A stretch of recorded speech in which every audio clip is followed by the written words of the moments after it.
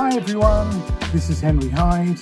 Earlier today, Sunday the 17th of May 2020, I did a huge long YouTube live recording for Partizan in the Cloud. And I encountered a few technical problems at the beginning of the video because I'd never used that software before, Ecamm Live. So I've had to sort of edit the first couple of minutes of that video to get rid of the strange sound effects that were happening. Very weird. We were getting all kinds of feedback and echoes of my own voice, which was very, very strange and very disturbing for some of the people who turned up to watch. So what I've done is I've excised those first couple of minutes and replaced it with this little introduction from myself. Anyway, I hope you enjoy the following video, which is pretty extensive look at the games that I helped to stage at Partizan of Satang Bad from Charge by Brigadier Peter Young and Colonel Lawford, and the Battle of Mollvitz 1741 staged by Charles Grant and friends in the book The Wargame. Those two books were separated by just 4 years. Charge came out in 1967, first edition, and then The Wargame came out in 1971. And they hold a particular fascination for me, as you'll hear in the main part of the video. So, relax, sit back, and enjoy the show. Thank you. Yes. It's all being done on a wing and a prayer, because here I am, ladies and gentlemen, as I say, I'm sitting in front of my Apple Mac up in the Luftwaffe on Sunday afternoon. Yes, David, I can imagine hearing multiples of me was surreal. This isn't meant to be a science fiction presentation. Anyway, allow me to continue. I'll tell you what I'm going to do. I am going to have a nice sip of drink there. That'll do me fine. Right, let's get that out of the way. Right. What am I talking about today? Well, I had Laurence on my podcast, my Battle Chat podcast, the other day, and we talked about the fact that one of his favourite things that had been put on at the show was, in fact, it was two favourite things, was when we put on Satang Bad from Charge, and then the subsequent year, so that was 2006, and then the subsequent year we put on Mollwitz from the Wargame. And they certainly are unusual as choices for games, because, of course, certainly at the time, everyone associated the Partizan, and I ought to say the other Partizan, because I think one of the games we put on was actually at the other Partizan. But they were unusual because, of course, Partizan has this reputation for highly realistic, highly detailed games, very elaborate scenery, some extraordinary, work that goes into painting and making terrain for games that are staged at Partizan. But at the time, I just, in 2006, earlier in 2006, I just launched a magazine called Battle Games that had a bunch of Spencer Smith miniatures and my mate Guy holding a bounce stick on the front cover. Some of you may well remember that. And in fact, I've got my old folder of Battle Games magazines under the desk here. I brandished that at you. Some of you may remember, that front cover. There we are. And it was, "Hold on to your bounce sticks, big battalions are back." That was the headline. Wow, that caused a stir.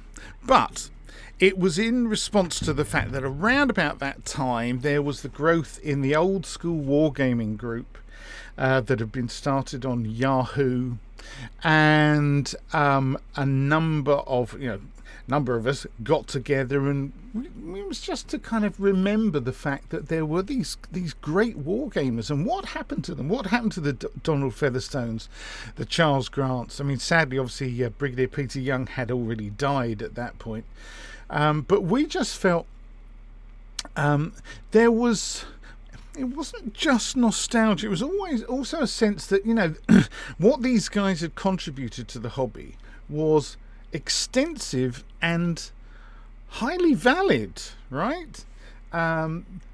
It was certainly of a different time, because of course the kind of stuff that was available to wargamers back in the late 50s through the 60s and into the early 70s, what was available to wargamers then was, you know, minimal compared to what we have access to now. I mean, crikey, to say we're living in a golden age is an understatement, isn't it? But it would also be foolish to think that just because these people had plain green tables and relatively simply painted miniatures, that somehow they were stupid or idiots, right? Because they certainly weren't. Brigadier Peter Young, with his friend Lieutenant Colonel J.P. Lawford, who wrote Charge, well, he'd been a brigadier, a highly decorated commando, leader of commandos in the Second World War. I think he got, wasn't it an MC and bar, plus other, you know, awards as well. So he was someone to be reckoned with, that's for sure. Charles Grant had served in the RAF in the Second World War and had come out and was a senior detective. So again, the man's not an idiot, and both of them could write. They had very distinctive styles. Charge, if ever you manage to get hold of a copy of Charge, and I do recommend it, I have somewhere put down. Here we are. Here's my copy of Charge. That's kind of one of the original versions. It was reprinted in paperback, I seem to recall, some years afterwards. But the original was Morgan Grampian, London, 1967. If you manage to get hold of a copy of the original, particularly a first edition, it's a lovely thing. Full of photographs. Of course, yes, in those days, the only colour photograph you get is on the front cover, which is one of the interesting things about that time. But the rules themselves are extremely comprehensive. The Brigadier was a stickler for detail, and some of you I know enthusiasts who've probably got hold of copies yourself. He was, my goodness me, here we are, extremely precise about what formation should be adopted by troops in line and column, and even having a key as to where the commanding officer, the ensign, the regimental sergeant major, all the way down to the Viviandaire and pack animal, where they should be positioned, you know, whether in line or in column. This was one of the revelations, because I think when we first thought about putting on a game, we thought, oh, Charge, they're nice. Oh, hi Nick, nice to see you here. Yeah, Charge, nice simple rules, old-fashioned. I tell you what, get hold of a copy and read them. They are comprehensive and very precise. So that was a surprise. When it comes to the war game, again, Charles Grant, what a fabulous bloke. And again, he was a man who worked things out. You know, one of the lovely things, and I know that Nick agrees with me on this, one of the lovely things about the war game is that Charles was quite didactic. He wanted to educate the reader as to how he'd arrived at the conclusions he'd arrived at. So he did things like, well, I'm going out with my son onto Dover seafront, and we are going to, you know, time me for a minute. How far can I march in a minute? And how far can I march if I'm going uphill? And he to work out the fact that heavy cavalry at the walk, it's not fast, is it? David's telling me he got $7.30 off eBay. That's a bargain. Anyway, yes, he would walk alongside the household cavalry when it was the Queen's birthday, you know, and they were trotting up the Mall, and he contacted the Royal Horse Artillery about, you know, what kind of turning circle a gun and team should have. Let me just take these off because I'm getting a hot neck and I don't need them. So these people weren't stupid, and their contribution to the hobby was enormous. And a lot of us just felt that at the time, this early 2005, 2006, that sort of time, it's almost like they're just dropped off the edge of the planet. Certainly after Practical Wargamer died a death, sadly, Practical Wargamer magazine. What happened to these people? And certainly my feeling was, wow, these are the doyens of the hobby. Their voice should still be heard in some form or another. So anyway, one of the things that happened, because of the old school wargaming group, was that there was a lot of chat about the games, and oh yes, we love the wargame, we love Charge, we love the Spencer Smiths, we love the Holger Ericssons, we love the Staddens and the Sirens, all these beautiful figure manufacturers from that time. Wouldn't it be nice to put on a game? And any of you out there who've ever put on a game, you know what it's like. And there's a huge number of people who say, oh yes, we ought to do this, we ought to do that, and it comes down to a very tiny number of people, a handful of people, who say, well, do you know what, we're fed up with just talking about it, we're actually going to do something about it, we're actually going to put on a game. And that's how our little conglomeration that we publicised as the Wargamers, and I'll show you the logos and stuff I came up with shortly. Hello John, thanks for joining us. I've lost my track there with someone joining. Yes, we decided to put together this little group called the Wargamers that consisted of myself and Phil Ollie, and I've lost my pictures, haven't I? What's happened to my pictures? I've gone and jogged something. That's the war game. And where did I put the Charge cover? That's there. There we are. We're back. I have to be careful. Like I say, folks, it's the first time I've used this software, so if I jog something, I do apologise. Yes, as Nick said there, they're part of the DNA of wargaming. Absolutely, the hobby's built on their shoulders and others. Featherstone. My old school wargaming bookshelf is right here. Okay, so there's the Terry Wises of this world. There's the CF Wesencrafts and many others, whose contribution shouldn't be forgotten. So a small group of us: me, Phil Ollie, Steve Gill, and John Priest. Now, Steve was kind of involved with helping me get the idea, turning the idea of battle games as a thing into reality.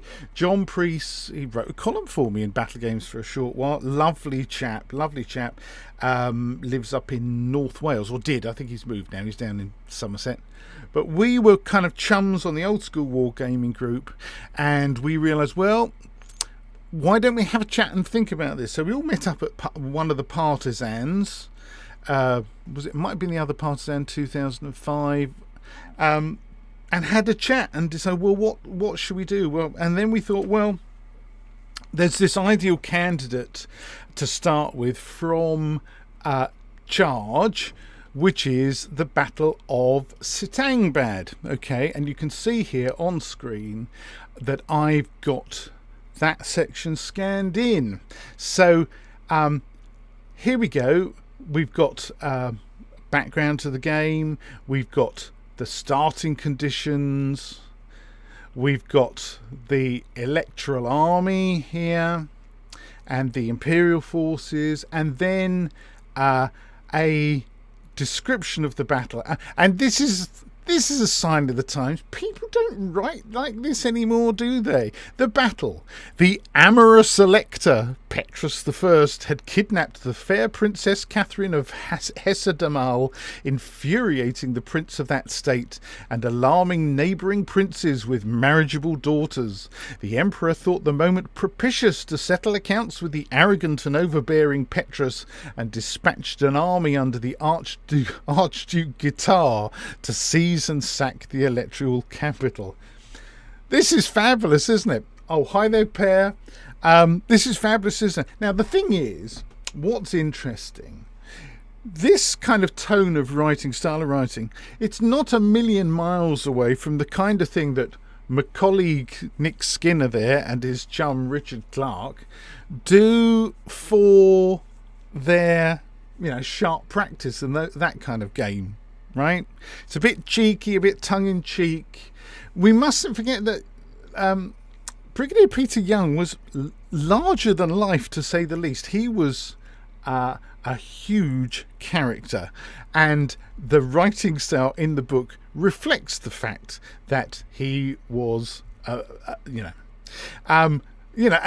on it goes, the wretched Archduke was left on his own to make his way as best as he could to the comparative safety of the west bank of the Weser. The Emperor, rudely made aware that noble blood formed no substitute for skill at arms, hastily dispatched General Lentulus to take command, and recalled Guitar, an order that the latter received with unconcealed joy. Marvellous stuff. And I'll just sort of quickly click through the different pages. The first thing is, and the most important thing that's relevant to what we ended up doing, was there's the map. Now, it's quite a vague map. Knowing the size of war games tables that were popular or appeared to be popular, certainly in the books that were published at the time, it's entirely possible that this was based on something like a table tennis table, because certainly Charles Grant's war games table, 9 feet by 7 feet, I've read it was an old table tennis table that they just gave a fresh coat of green paint to. But here you can see the marvellous layout. From the one side you've got the Eisenberg Hill, the Eisenwald, Eisenberg village. Here's Kleist and his troops assembled, the Lanciers de Saxe, the Kornberg Cuirassiers, the Isenberg regiment. There's the Sittangbad, the woods, here another hill and a big marsh, and then down the bottom here the town of Satang Bad, with various troops arranged within and around it. And the thing is, that the aim of, let's have a look here. The aim of the Imperial forces is to prevent the Electoral Army from seizing the east end of the Sittangbad Bridge before the 16th move. Now, that's revealing in itself, isn't it? By the end of the 16th move. So many games these days, if you manage to get half a dozen moves done, you consider, oh, we had a good game. We managed to get through, 6 turns per side. Whereas back in those days, they had more leisure time. They would quite have, should we limit it to 16 moves? And I'm sure most of us can remember those lovely days when we would happily play a couple of dozen moves over an entire weekend of huge battles.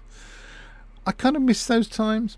But anyway, there's the battlefield again. That was the objective. And so the account in the book carries on. Now there, the first picture in the book, you can see, ladies and gentlemen, that by modern standards, that is not a highly detailed piece of terrain. Indeed, you can see that the river here, with the pontoon bridge being built across it, that's been chalked in, as has the marshland. The hills were, thin, looked like might even be polystyrene contour hills. The woods, likewise, some sort of triangle trees and some twigs and goodness knows what. The buildings, relatively nice, probably, model railway built buildings, that kind of stuff. Triang was the brand, as I mentioned before, some of them homemade, but certainly not the kind of standard of game that you think that, we'll do that at Partizan. Now, I think even amongst the four of us who were fans of, old school, which we then, following, Phil Olley's suggestion, decided to prefer to call classic wargaming, really. Even we thought, no, we can't do that at Partizan. we'll just be laughed out of the hall. Kelham Hall, of course, as it was. So we made our own decisions, as you'll see shortly, about the kind of aesthetic that we wanted to achieve with our games. But it's worth looking back at the original in the book and seeing that, wow, yeah, that was really simple terrain. Interestingly, though, as you can see, if I hold up the front cover again, you can see that the Brigadier wouldn't put up with that sort of level of slapdashness on his miniatures. No, these were probably, they were Staden and Syrian miniatures, and he commissioned someone to paint them to the most exquisite standard. So you do get this kind of bit of a mismatch between the look of the figures, which were very beautifully painted, albeit individually based, because this is before the days when multiple basing was commonplace, and the very, very simple terrain. Anyway, so I'm going to just take you quickly through these pages from Charge, showing you the development of the battle. And even in black and white, it has to be said, there's something very, very appealing about this, isn't there? The I think the sheer volume of troops, all those cavalry, lots of heavy cavalry smashing into one another. There's something rather lovely. And the description as well, the kind of description, as the cavalry melee swayed to and fro, the 3 companies of Imperial Light Infantry pulled out of Eisenberg village. An unlucky salvo from the electoral guns caught the rear company as they were bunched in the village street, and nearly a third were laid low. But, except for that unfortunate incident, the light infantry disengaged without difficulty. It's just lovely to read this stuff. Here we are, another picture. In the centre, the cuirassiers are charging the electoral skirmishing line, and so on and so forth. There's something very, very charming about this. And you can understand how, as young lads, many of us imprinted on this thing. There's a big fight over a redoubt here in this picture. Oh, look at that. Look at that. Some of it looks like it was probably made out of egg cartons, but what fun! What fun! It's just delightful. One of the things that's very noticeable in the games of this era, certainly in Charge and also to an extent in the war game, the number of officer and commander figures with aides de camp and that kind of stuff that they had in their games, filling up the rear areas behind the fighting, which would seem unusual these days. Yes, we have a few command vignettes and that kind of stuff, but it's very noticeable. They have a lot of very beautiful officer and ADC figures galloping around, partly because in those days, of course, one of the things they often did was in the orders, they would actually to send an order to someone, you would literally have to time how long it would take for that figure to move from one point to the other. So from the commander-in-chief to the unit in question. Okay. Here we are getting towards the climax of the battle here. The Pandora Regiment with 2 companies of the Isenberg counterattacking the Air Prince's Regiment. Hello, Ian Macmillan. Welcome. When you say I'm speaking in tongues again, does that mean that the sound has gone funny? I hope not. Please let me know if it has. This is live. There's not much I can do about it. A lovely page with images from Satang Bad, and here we are, the Imperial forces retreat, covered by the Grenadier companies and B battery on the far side of the river. This is such a classic scenario, isn't it? Extracting a force across a bridge whilst trying to prevent the enemy from attacking and getting hold of the bridge. Very tricky, a true tactical challenge, that's for sure. And there we are. Here's the last page describing the battle. Here we go. The sun was very low on the horizon and the light was beginning to fade. Lentulus recognised that the last phase had begun. He confided command of the rearguard to Brigadier Lord Hyde, an English volunteer, and with mingled feelings of surprise and relief, led his glittering staff across the bridge, and so on. So, it's a classic battle. A classic scenario from a classic book. And this is what we tried to tackle. Thank you, Nick. You sound superb. Bless you. I love you too. Right. I'm giving away too much there. So let me, for the moment, close up the Satang Bad pictures from the original book. And there's the front cover of Charge, which I'll close as well. Have a last lingering look at that, folks. It's a lovely thing. and certainly indicative of gaming in a particular age, and it also has to be set in a particular age amongst a particular class of wargamers who could afford what were at the time extremely expensive figures, probably purchased from tradition of London. Right, let me close that down and that one too, because I'm going to now head over and show you some other material. So what I need to do is, let me go to over here. Right, so now I've got to go into my software and tell it to focus on something else. Now it's going to focus on this. Okay, right, I've headed over now. I was showing you stuff in Photoshop, and I'm now showing you stuff from Adobe Acrobat, because this is some of the materials I produced for our game, and there you can see the header boards that I produced. You know, you just saw the cover of the war game, and I managed to find the same typeface, which is actually called Egiziano. Egiziano, Egiziano, and it was wonderful to be able to find this typeface that obviously the last time it had been seen was probably in the 1970s. So I created, I'm a graphic designer, I created some branding for us, the Wargamers, and that was the Battle of Satang Bad. So that was the header board. Here are the badges I created. Oh yes. For myself, John Priest, Steve Gill and Phil Ollie, the participants. And so we had those. I think I've still got one somewhere. I didn't have time to dig it out, but little badges for our chest, to show that we were all on the same team. Didn't get around to doing t-shirts. I think we resisted the urge to do t-shirts. I think that would have been a bit outre for old school wargamers. Then we've got the flyer that I produced for the game. What I'm going to do is things that I think are going to be useful, like this.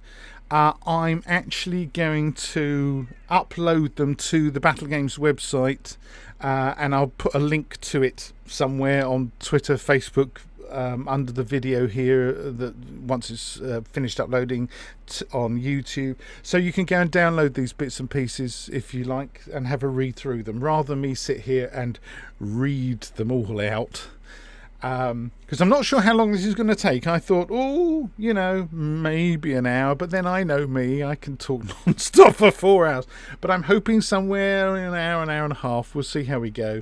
If you all start slipping away, disappearing and saying you're boring me, Henry, then I'll get the message. But hopefully I'll be able to show you something about both games, Satang Bad and Mollwitz, in the space of 60 to 90 minutes, something like that. So this stuff, rather than going through it all in intimate detail, I'll upload them as PDFs. You can probably hear my cat shouting at me, Chuffy, you can come in here, come on. Sorry folks, pets interruptions. It's live, what can I say? So that was the flyer I did to hand out to the punters at the show.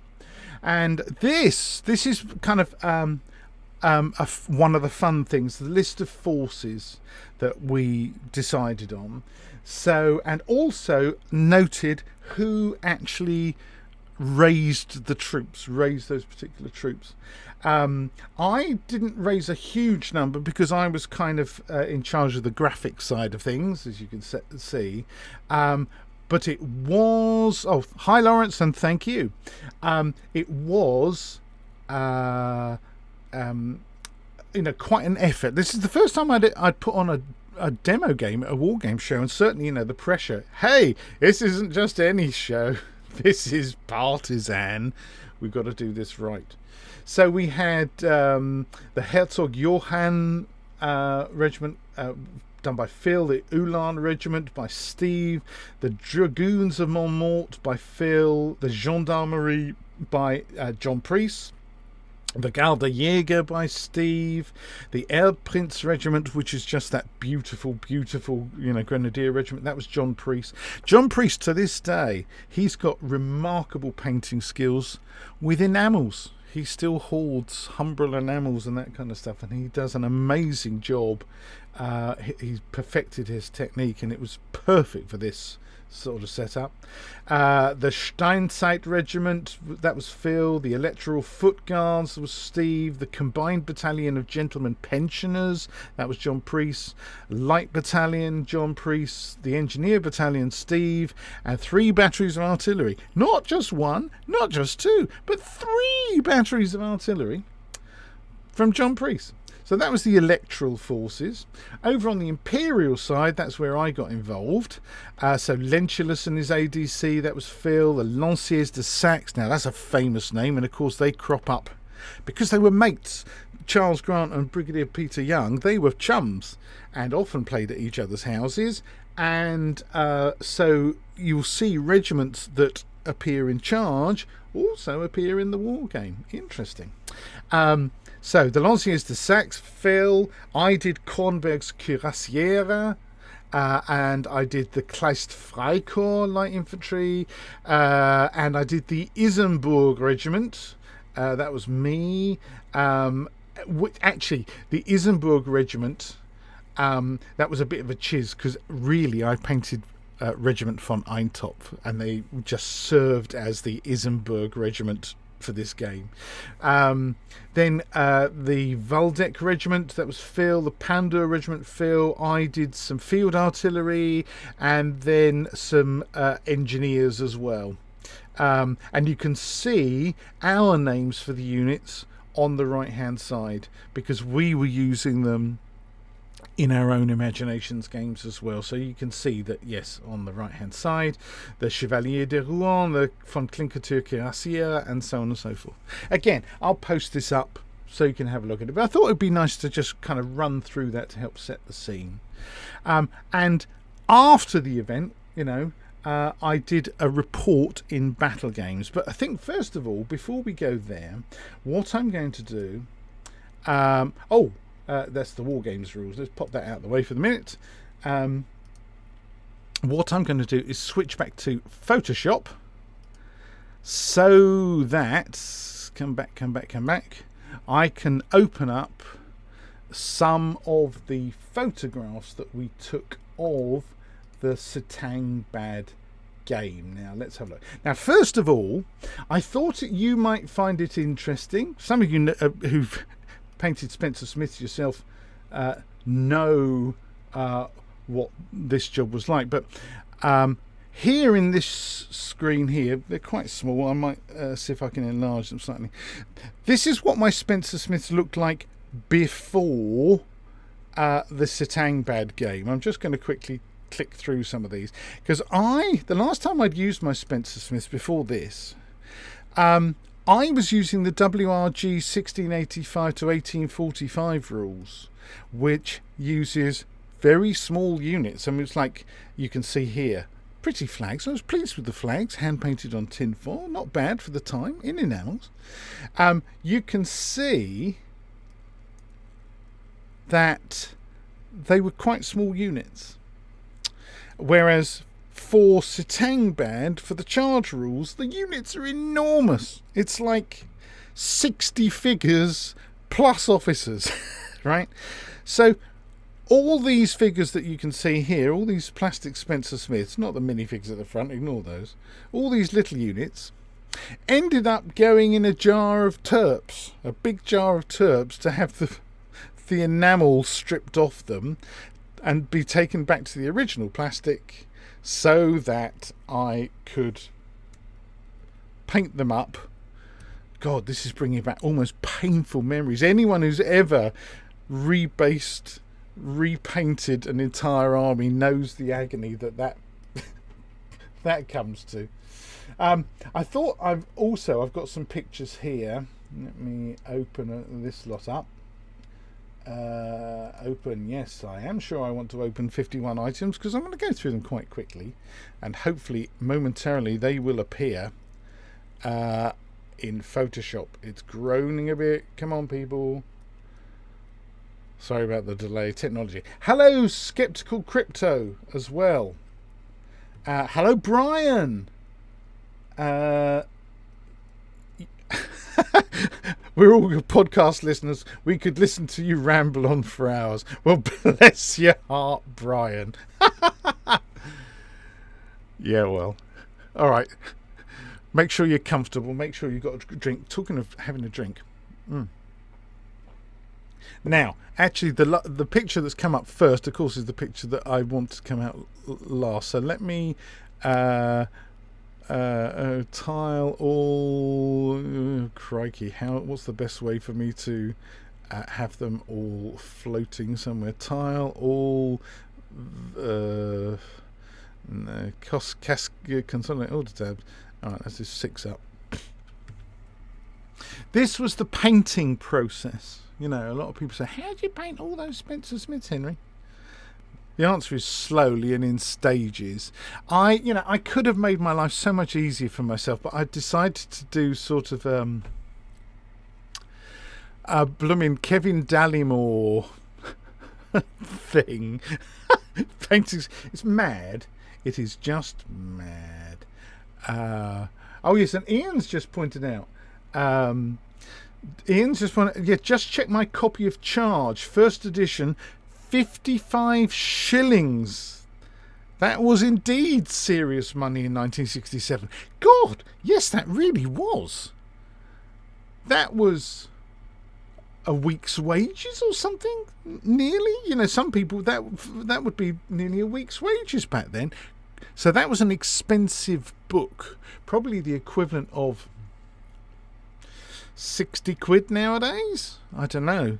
Somewhere online, I know there's an inflation calculator. Yeah, what I'm going to do is float all in Windows and see what happens there. So, it seems to have taken me. There we go. So hopefully I can go back to the beginning of something. I seem to have... Right, aha! This was the first stage. Can you see this? Right, I'll enlarge it. Spencer Smith's plastic. The original plastic. So these miniatures are mine. Certainly dated back to the 1970s. I still have lots of them. But one of the things you have to do is... to say that the castings were approximate is probably being kind. This sort of brown... bendy-ish plastic with, oh god, the mould lines were terrible. So there was, the first job was scalpel job to get off mould lines. You didn't have to worry too much, you know, if you nicked it here and there, because there was no detail to be lost, right? But there we go. That was absolute stage one, getting them cleaned up. And then the first thing I did after that was give them a coat of diluted PVA. Right, just to give them a seal, because even trying to undercoat straight onto that plastic is horrible. So I gave them a coat of diluted PVA. And here's the bottle of PVA, you can see. Okay. Then also down in the bottom left-hand corner here, I don't know if you can see, there's that pile of, just behind where my image is. So hang on, just there. Is that making sense? Just there. What are those pale coloured ones? They are also Spencer Smiths, but they're in a harder plastic. They're connoisseur range, as they were called. And they were actually sculpted not by Holger Eriksson, who was the sculptor of the standard Spencer Smiths, but by a chap called Barry Mino. And very beautiful figures they were. Yes, absolutely. I don't know if I can... If I move myself... There we go, I've moved myself to reveal underneath. There you go. Those other figures that you can see are much more sort of elegant. And actually highly collectible amongst those that know. But anyway, so that was the starting point. Okay, and I'll go through these fairly quickly. Then we have the next stage showing you closer up what they look like just after, be giving that PVA primer. Then the black undercoat, right, which probably was making a rod for my own back, but that was them after a spray black undercoat as the first stage. And whoops, jumped too far. Is that another picture of them after the black undercoat? Don't need to see that twice, or 3 times indeed. Let's get rid of that one. So one of the things you can see is there's a glimpse of my Wars of the Austrian Succession campaign diary and some little drawings I did. There's Regiment von Eintopf, and I think that's Regiment von Renscher, back view there. Love campaign diaries. People like Sydney Roundwood and I have yacked on my podcast about keeping campaign journals, that kind of stuff, full of this kind of stuff. Particularly if it's an imagination and you're inventing stuff as you go along, well, you need to invent your own reference material. And so the uniform of Regiment von Eintopf was one of those things. So there it is next to the unit. Then, here we go. So I was probably I might have been using Games Workshop paints. I can't remember what the colours. It's like a dark flesh colour. Was it called dark flesh? Some of you who paint, thank you, David. It's practice is all.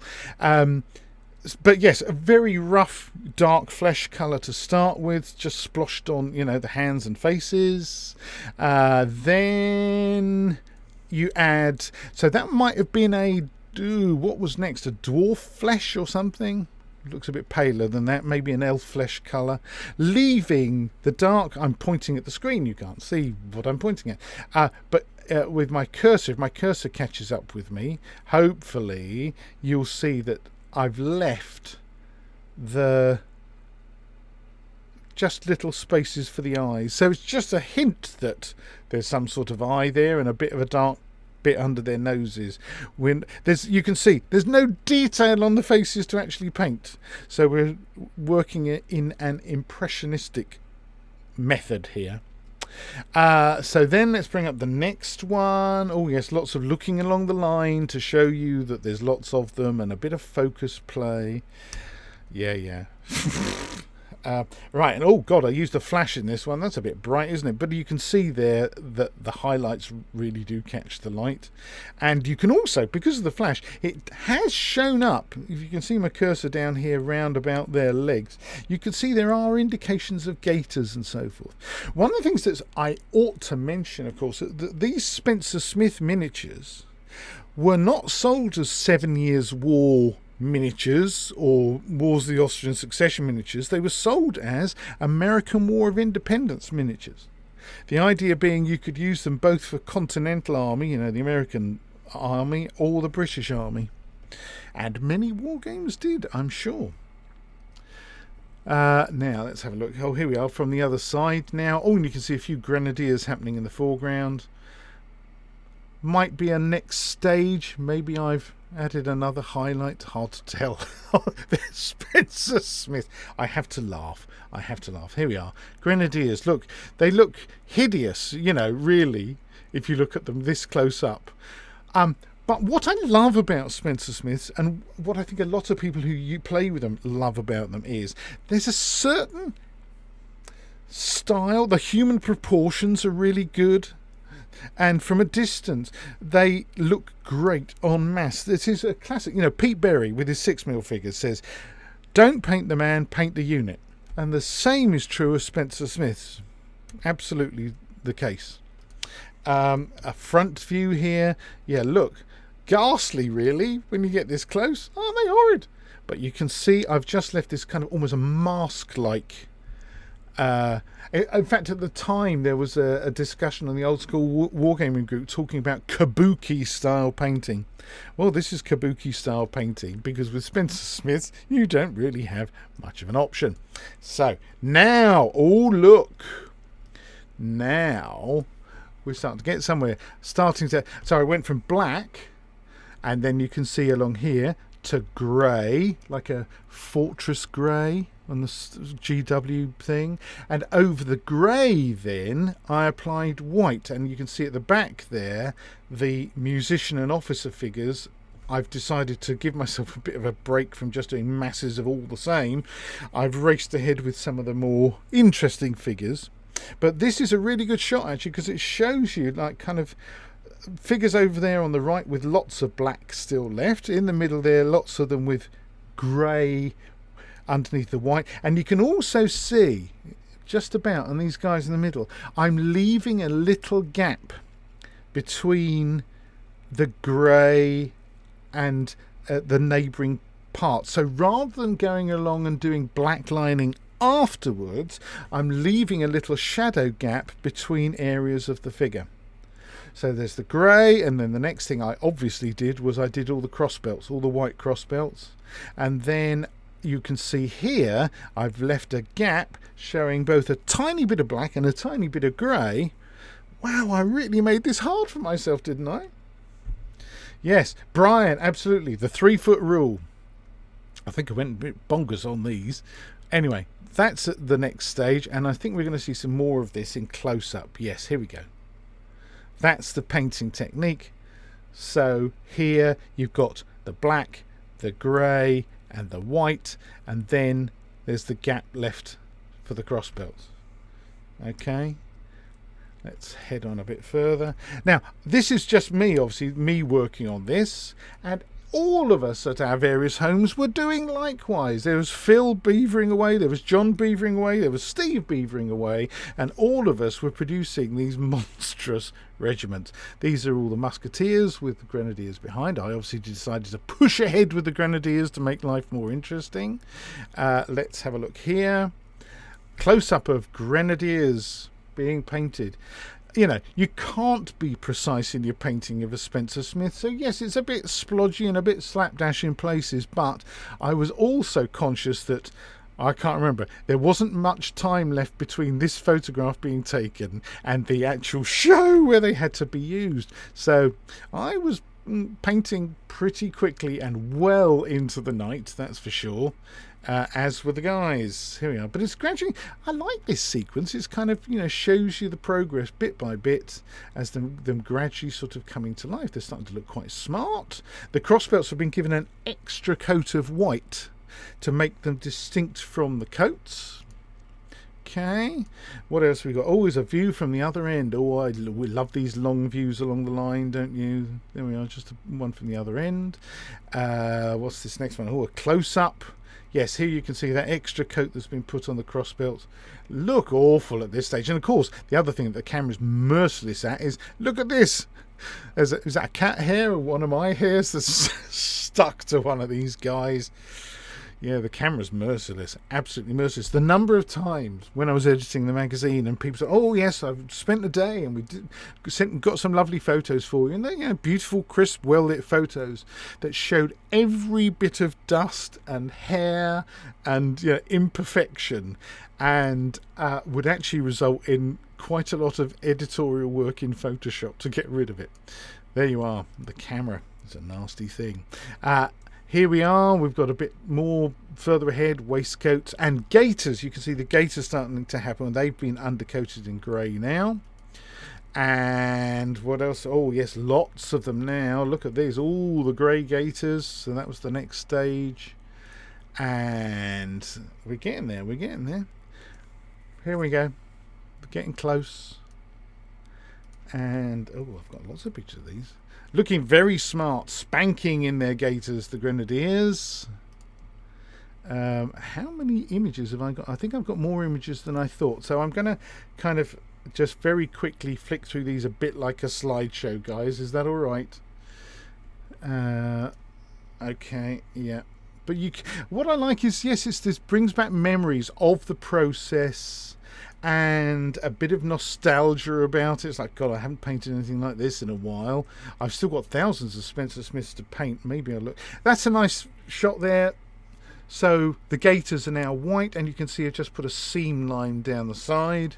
Muskets are still black, of course, and undercoated, but it's starting to happen, you know. And if you were painting French troops, you probably wouldn't have as far to go. But oh, I obviously raced ahead and painted a sample grenadier. Look at him. Ta-da! Nice little mustache there. Yep. This is something you have to do, isn't it? It's one of those things, always, you know, side view.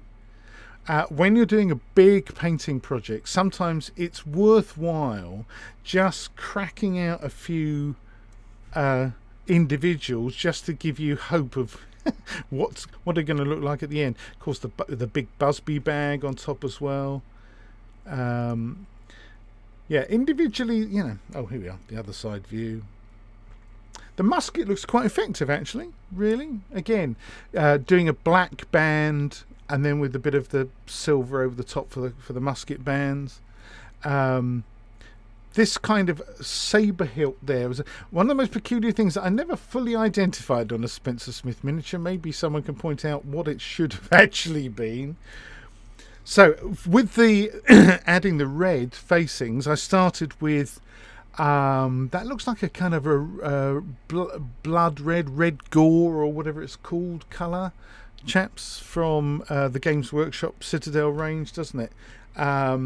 So doing that as the intermediate coat before then putting on the bright scarlet. Let's have a look here. Yeah, there you are. It's giving you an impression of the undercoat for the red. And then I even gave him little scarlet gaiters, little ribbons around his gaiters. That's nice, isn't it? See, now there's a bunch of them. Looks much smarter.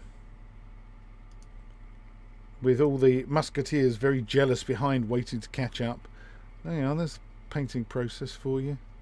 Yeah, starting to look spanking, in fact. This is where my morale started to go up. After all those days and days of, oh my God, I'm just painting everything in monochrome. The addition of the red really makes it kind of jump out. Absolutely. And here we are. There's a few sort of, cinematic shots from various angles. This was obviously very late at night, I can tell, because it's quite dark. Now, the regiment's finished.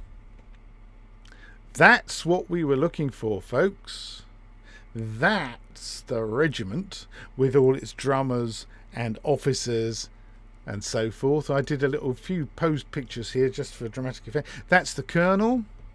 That's not a bad dapple grey horse, considering it's kind of painted old school style, just with, building up from a dark grey to lighter greys to white, just a bit of old paintbrush stippling and stuff going on. He's quite pretty, quite pleased with him. These at the time, of course, were all still individually based, because that's what happened back in those days. Multiple basing wasn't the thing. So here we are. It's just a few pretty pictures of the regiment on parade, as it were. I think probably... Oh, an overhead view. That's quite a nice overhead view, just to show you the sheer number of figures in this unit. So hang on, 2, 4, 6, 8, 10, 12, 16 figures per company. So 16, 32, 64 rank and file. You got that? 64 rank and file, plus all these supernumeraries, drummers, lieutenants, regimental, sergeant majors, colonel. Wow. It was a monstrous undertaking.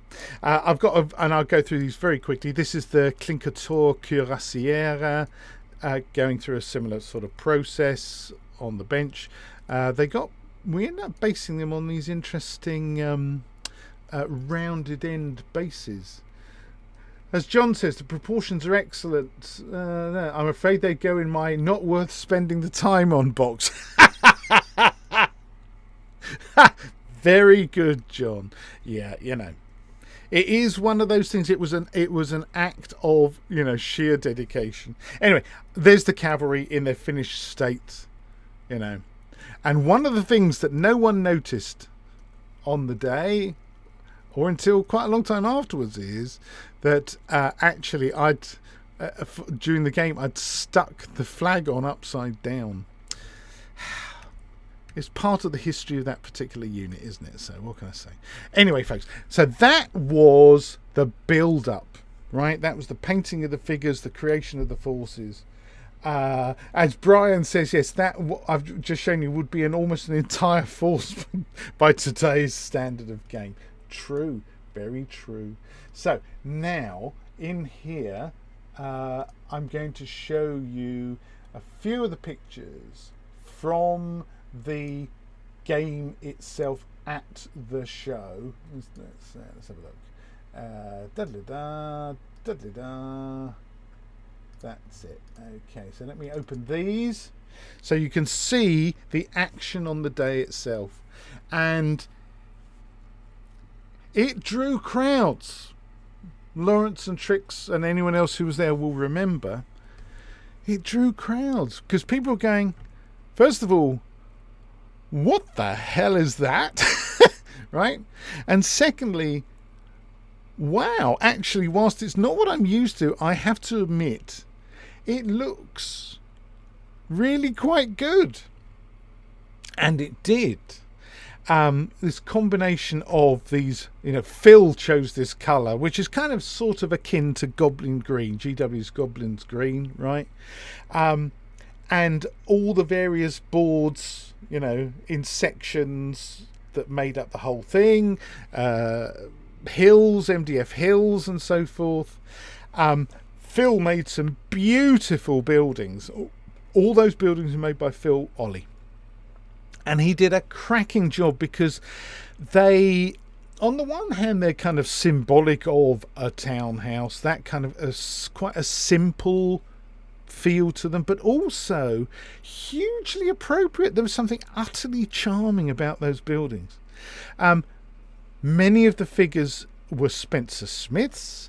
We also made use of, particularly for some of the cavalry and the special light prince regiment and what have you, there were Holger Erikssons. Now, those of you who may not be aware, Holger Eriksson was an amazing guy, and he sculpted, certainly the Spencer Smith figures were sculpted, carved from wood, the master figures, from wood.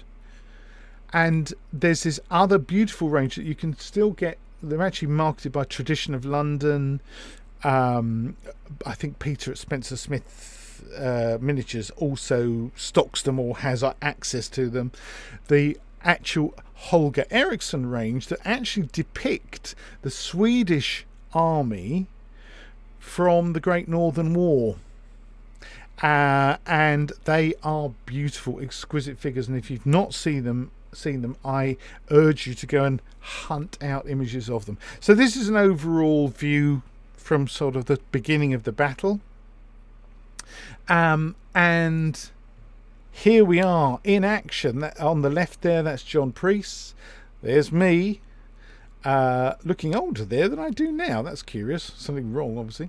And this is Steve Gill just in the corner of the picture here, and there's a big cavalry duff-up going there that looks like someone's been foolish enough to charge my Clinkator Cuirassier with the hussars. I have to say, the actual day itself, the game itself, was all a bit of a blur. Until, I wrote about it afterwards in the magazine, as you'll see. But this is great fun. Absolutely great fun.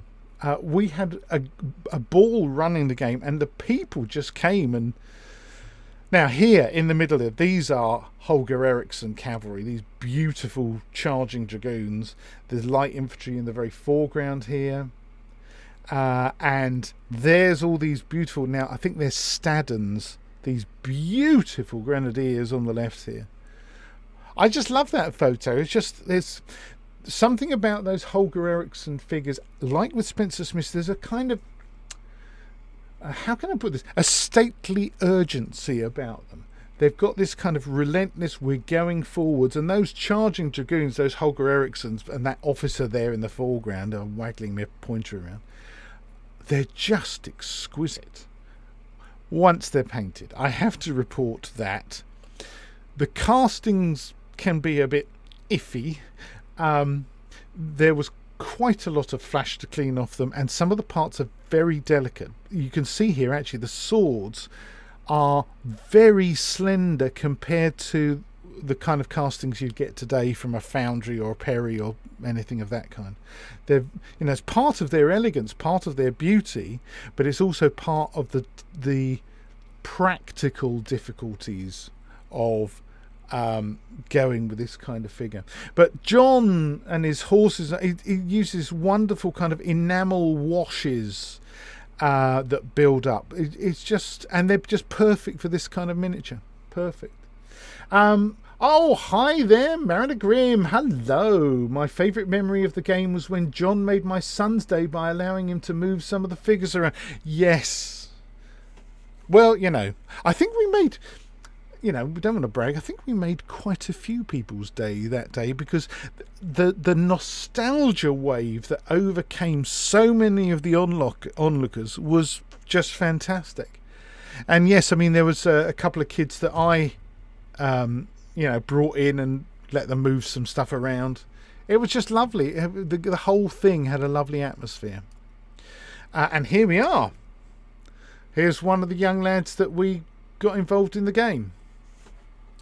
There's me looking kind of avuncular behind. Phil here in the foreground, stretching across to the middle of the table. Oh, I think that's John Kersey standing up in the left-hand corner there, having a chat with Steve.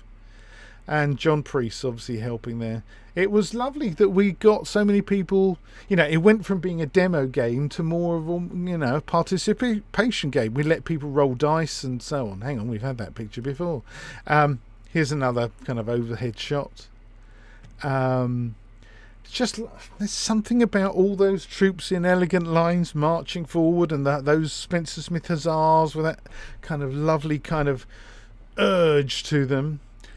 All, no basing, all singly based. They were based on the either on the actual base that the miniature comes with, like many of the Spencer Smiths, or some of the cavalry that were a bit more, wobbly. We put them on these kind of thin MDF bases or plywood bases.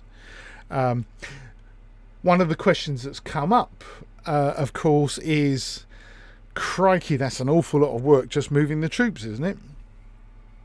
True. Undeniably true. But that's part of that kind of gaming from a different age, where people had more time. There was no feeling that, oh gosh, what can we do to cut down the amount of time it takes to move these figures? Because people would play a game for all day, all weekend even, leave it set up overnight. In fact, there were some quite funny stories told by Charles Grant about Brigadier Peter Young, who, when he went to visit them in Dover, his father, Charles Grant, the late Charles Grant, invited Brigadier Peter Young to stay, and they'd play a game, based on the war game, probably one of those. They would hear noises in the middle of the night, and when they woke up in the morning and returned to the games room, they would find that certain regiments had strangely moved in the middle of the night. And when they went to visit Brigadier Peter Young at his house, Brigadier Peter Young had a trapdoor, a hatch in the middle of his table, and he, at certain times when there was action was thick and fast in the middle of the table, he was an absolute rascal. He would just dive under the table, disappear, and people would think, what's he doing? Is he tying a shoelace? And suddenly, a few seconds later, he'd emerge from this hatch in the middle of the table, scattering troops everywhere. Faint, oh, goodness me, terribly sorry. I didn't notice that any of your units were on that hatch. What can I say? It was a different time. And here's another shot. I think it's the last shot I've got here from the game of this wonderful cavalry charging. I have got a lot more pictures. I will post up a photo album on Flickr, probably, of pictures from the Satang Bad game, because they're just lovely to kind of pore over. These are the kind of pictures of stuff that I could spend ages just looking at troops arrayed in this kind of manner. And when we get to Mollwitz, you're going to see some more of this. Thanks for sticking with me, folks, because I think we've done an hour now, so it's time for another sip of coffee. And there's just one more thing I'm going to point out, which is if I switch to Adobe Acrobat again, let me go here. Where's it gone? This one, let's close. Here we go. Close up the other stuff. Right. I will make that a bit bigger so you can see better. But it's I don't know why. At the time, let me move it so I'm not in the way. I wrote a couple of articles, both this article and the article about Mollwitz, under a pen name of Michael Button. That's actually the name of one of my cousins. Hello, Michael. I probably won't be watching this, but anyway, he knows about this. I just, for some reason, someone persuaded me, oh, you don't want too many articles in your magazine that got your name on it, Henry, or people will think that you're desperate and you haven't got enough articles and the magazine will go bust. Well, the magazine did sort of go bust eventually, but certainly not because of that. So there's this peculiar thing where I wrote articles about a couple of things under the pen name of Michael Button. Here, it's all revealed. The truth is out. Anyway, I'm going to post this up as well so you can download it. It's just my after action report with some more photos in, as you can see, of the build up to the game itself, the reaction of the public, and so on and so forth. And it's actually one of the articles I've, that over the years I'm most proud of. I think partly because we were very emotionally invested in this game. We put a lot of thought into it, all those decisions about the particular aesthetic that the game should have and so on and so forth. We put a lot of thought into it, and I think the article reflects that. So looks like this might last 2 hours. We'll see. That was Satang Bad, folks. And as if that wasn't enough hard work and self-punishment, we decided to do another one. Oh, yes. And you've already had a clue as to what it was, of course, because somewhere, if I change my folder, bear with me a moment, over here, excuse me, let's get this again, let's open that up, and let's now go back to Photoshop. Okay. We decided to do Mollwitz from the war game. So what I'm going to do is now open up some pages related to the Battle of Mollvitz, and this from the war game, from page 111 onwards, is the story of the Battle of Mollvitz. Now, one of the differences, of course, between Mollwitz and Satang Bad is Mollwitz was a real battle. 10th of April 1741, as he says at the beginning of the chapter right here, at the beginning of the War of the Austrian Succession, not the 7 Years' War, folks, the War of the Austrian Succession, or the First Silesian War. And Charles was very strong on his history, and he gave a very good historical background to the game. So here we are, the next page.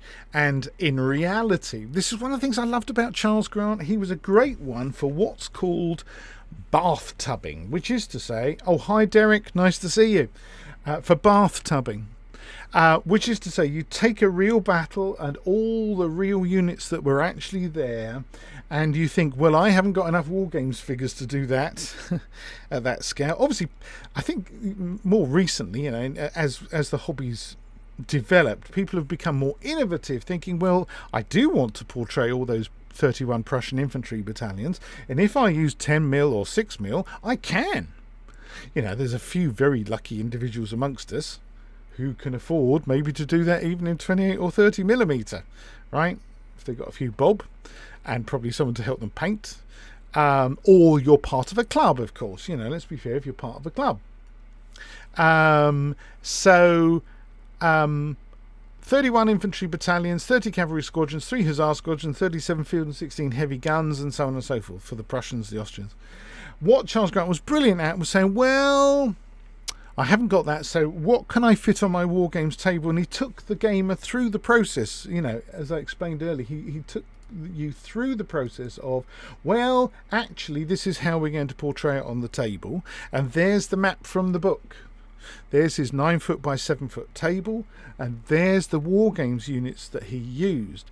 And again, of course, because he's using his own imagination's units, not the real units. Now, some of the unit names may actually coincide with real historical units from the Prussian or Austrian army or whatever, but Charles Grant used his armies from the Vereinigte Freie Städte and the Grand Duchy of Lorraine that were always at each other's throats. So effectively, the units he's got here listed for the Austrians, well, you can see they're actually French, right?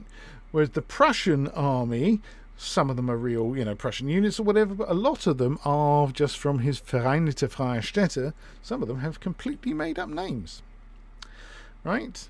But all the same, it was lovely to see. And people ask me, why did you get into imaginations, Henry? Answer, this! I saw him doing this. And this was a serious man, a highly intelligent man with a very respectable job and a very respectable, track record and everything. And he was playing war games not with the real units, not with the real armies. He substituted his own imaginations armies that were part of the campaigns he fought with his son Charles Stuart Grant and Stuart Asquith and Brigadier Peter Young and others. Right? So all these Austrian units, look, Normandy, Picardy, Bulkley, Dillon, Royal Ecossais, they're not Austrian, they're French. But he very happily just says, well, I haven't got those Austrian units, so we're going to substitute these. And what's wrong with that? Nothing. Nothing's wrong with that. Let's look at the next picture. The next page. So, if you remember, we looked at, that was the actual historical order of battle on this page. And so what he's done is bathtubed it and turned it into this. 2 regiments of grenadiers, 8 regiments of line infantry, blah, blah, blah, blah, blah. Okay? And he even makes a note. It will be noted at once. He had this wonderful, slightly pompous but rather lovely writing style. It will be noted at once that the 3-to-1 superiority in guns enjoyed by the Prussians has been reduced to one of 2-to-1. This was done for 2 reasons. First, I did not want to make the artillery disparity so devastating. Even 2-to-1 was bad enough as I found. And second, I believe that this was a justifiable reduction, feeling that some of the Prussian heavy guns were not likely to have come up in time to take part, at least in the initial stages of the battle. Should I be wrong, I must plead Wargamer's license. Now that's a phrase we don't hear as much these days. But back in the day, the Charles Grants and Don Featherstones and others used that phrase quite often. I can remember it cropping up in War Games articles. Oh, yes, well, you might not think it's right, but I plead Wargamer's license. Now, the fact is, he's not just making these decisions willy-nilly. As I said, Charles Grant was really hot on his history, right? And so he's thought deeply. It's not just an off-the-cuff decision. He's thought deeply about this decision about the artillery. And I wanted to mention this because we're all war gamers, and those of us who played many horse and musket games. And in fact, Andy McMaster, if you're still up there somewhere watching, bless your heart, you will remember during our Ayton games when we played with my rules, decisions were made on at least 1 or 2 occasions where people said, do you know what, we're going to halve the effect of the artillery. Hi Tom, nice to see you. Yeah, we're going to halve the effect of the artillery because one of the things that can happen, and it's an odd thing, is we can play a game where we feel like, oh yes, actually all the melee rules that seem to, the balance came out just as it did in the real battle. The musketry, oh yes, the balance, absolutely, we got that spot on. Why is it that the artillery has carpeted the war games table with corpses, whereas in reality it didn't seem that powerful? What is it about war games artillery that often means it ends up being disproportionately powerful on the war games table? It's an interesting question. I'm sure there's an article in that. There's probably been articles about that. I may have even published some of them. What am I saying? But that's a really interesting point about the fact that he's made this deliberate decision to reduce the effect of the artillery. There we go. Let's have our next image up. So the next page, and so one of the frustrating things about the war game, this is a good, I'm glad this came up. One of the frustrating things about the war game as a book is it was first actually published as a series of articles. I think it might have even been in the Battle for War Gamers, something like that, or even going further back, sort of military modelling. And then it was sort of cobbled together in a book. And obviously what happens is when you're writing a series of articles and you're just writing them on demand, often you realise you've missed things out. And there's no consolidated rule set in this book the war game. He just introduces the rules as necessary as you go along. And here we are. One of the things he introduces at this point is, oh yes, by the way, for musketry, grenadiers fire in groups of 4 instead of the usual line infantry groups of 6. So a volley from a full grenadier regiment consists of 12 groups as opposed to the 8 of ordinary infantry. And so it's like, I can remember frantically having a notebook as I was reading the book and extracting the rules as best I could as I went through reading the book. Oh, right, okay, so I need to add that into the musketry thing. You know, we laugh about it now, or I do, but at the time it was actually really frustrating. I need to rotate this image. This is image, rotate 90 degrees clockwise. This is the photo from the book of the opening stages of the Battle of Mollvitz. Look at this tatty old table. Look at the chips. It's, you know, chipboard or plywood or something like that. An old table tennis table with some bits added on. But still, despite, you know, there's a number of interesting things about this image. You know, can I zoom in any further? It's a bit blurry because it's obviously been scanned in from a book. Here we go. A number of interesting things. First of all, yes, it's a plain, bare wood table. There's no lumps and bumps. There's no attempt at verisimilitude in terms of, you know, an open plain or whatever. The hills, those couple of hills in the background, they look like they're some sort of chipboard or something that's just been cut roughly to shape and, you know, sploshed with paint. The trees over in the background there, you can see these lines of trees. Those are triang trees. They still turn up occasionally on eBay. If you see any and get any, well done, because it means that John Priest hasn't got hold of them before you. The buildings. Okay, now the way Charles made his buildings was rather lovely because, as you've in the book, it explains, he made them with so you could lift the top up. You built the ruins. He used balsa wood, I seem to recall. You built, you know, you cut out a base, and then you inset from the edge of the base. You built the ruins so that they would fit inside the shell of the building, so that when the building got blatted with howitzer fire usually, or round shot or whatever, you could actually remove the top of the building to reveal the ruins. I still think that's a lovely thing, and I often still build my own buildings in exactly the same way. Whether I'm using foam card is probably the preferred option these days rather than balsa wood, but I still do that. I just think it's lovely that if a building takes fire and, you know, gets blatted, you can actually lift it off and there's the ruins, and once the fire's died down, you can station troops in the ruins. The other thing you'll notice, as you'll notice, you know, when I show the pictures from the actual game, the miniatures are 30mm, which is what, 1/56th scale, something like that. The buildings are smaller. They're much more like 1/72nd scale, 20mm. And yet, when you look at that picture, are you at all disturbed by that? Is it screaming at you, oh my God, what's wrong with the buildings? They're all too small for the figures. Well, technically, yes, but he was also concerned about the footprint. One of the things that if you have a lot of 28mm buildings, unless you're fighting something sort of skirmish level where it's important to have everything 1-to-1 scale, the problem is that you can have something that's supposed to be a village, but you can only fit one house in the area that's supposed to be the village. Whereas if you take the scale of the buildings down, and John's pointing out about buildings that include ruins. Yeah, if you take the scale down, you can at least be more representative of what that collection of buildings is supposed to represent. Is it just a single farm, in which case that's fine, but is it a village? Is it a small town? Is it a major town? And the bigger your buildings are on your war games table, the more problematic it becomes to actually represent the thing that you want to represent. You end up having a city represented by like 2 houses.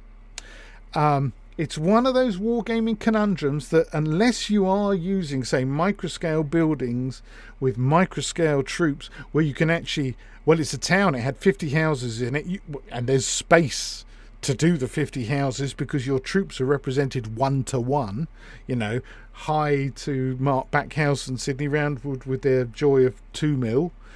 That becomes a possibility, but for most of us there's a compromise to be made between the scale of the troops, the ground scale, the scale of the buildings and so forth. It's a juggling act, and at the end of the day it just comes down to your aesthetic preference. If you're happy with having a town represented by 2 buildings, okay, but if you prefer to have something that's more literal in its representation, you need to go another way. But Charles Grant, he was the first person I can remember actually talking about that as a subject and making me think about, oh yeah, crikey, he's got a good point there. The same, of course, is true of trees. One tree representing an entire wood. Right? There's some rule sets where the scale isn't made specific or anything, but in the war game he's very specific. 1 inch equals 10 yards, 1 move equals 1 minute, and so forth. So if you're being very specific and stating your scales, then this becomes more of an issue than if it's, say, a game of Warhammer Fantasy Battle or something of that kind, where they're very much, it's a unit, whatever. It's a few houses, whatever. It's a wood, whatever. Okay? Even though, interestingly and ironically, the people who were behind Warhammer Fantasy Battle, of course, were all those people that I've interviewed on my show, who were also historical wargamers, many of whom grew up with the Featherstones, the Grants, and the Brigadier Peter Youngs, and were fully aware of actually the knots you can tie yourself in about scale. Anyway, let me move on to another picture. Here we are. The Graf von Grund commanding the Prussian army at Mollwitz. That's a lovely figure. Now, do you know what? This figure appeared on eBay. Was it earlier this year or towards the end of last year?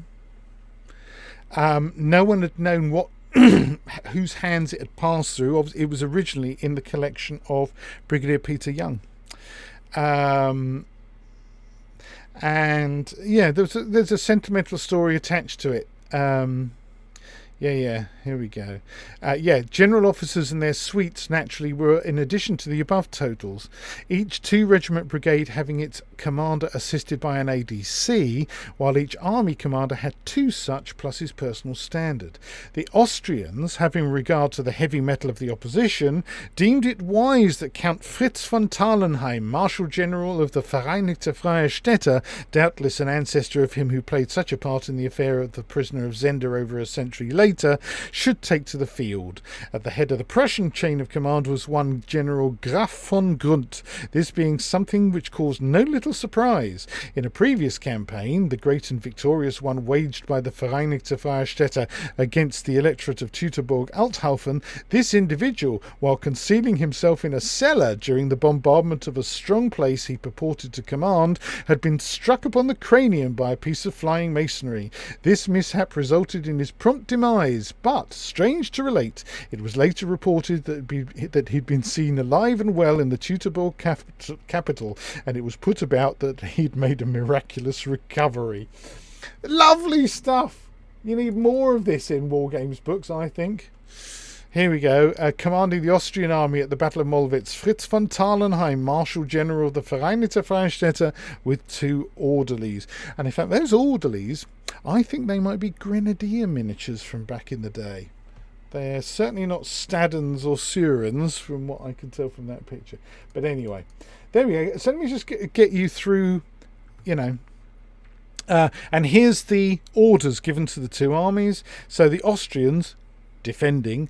The left flank of the Prussian army is to be attacked by the entire cavalry with the object of preventing him bringing all his artillery into action. They were worried about that artillery, and at the same time driving off his cavalry and forcing his infantry back towards Hemsdorf.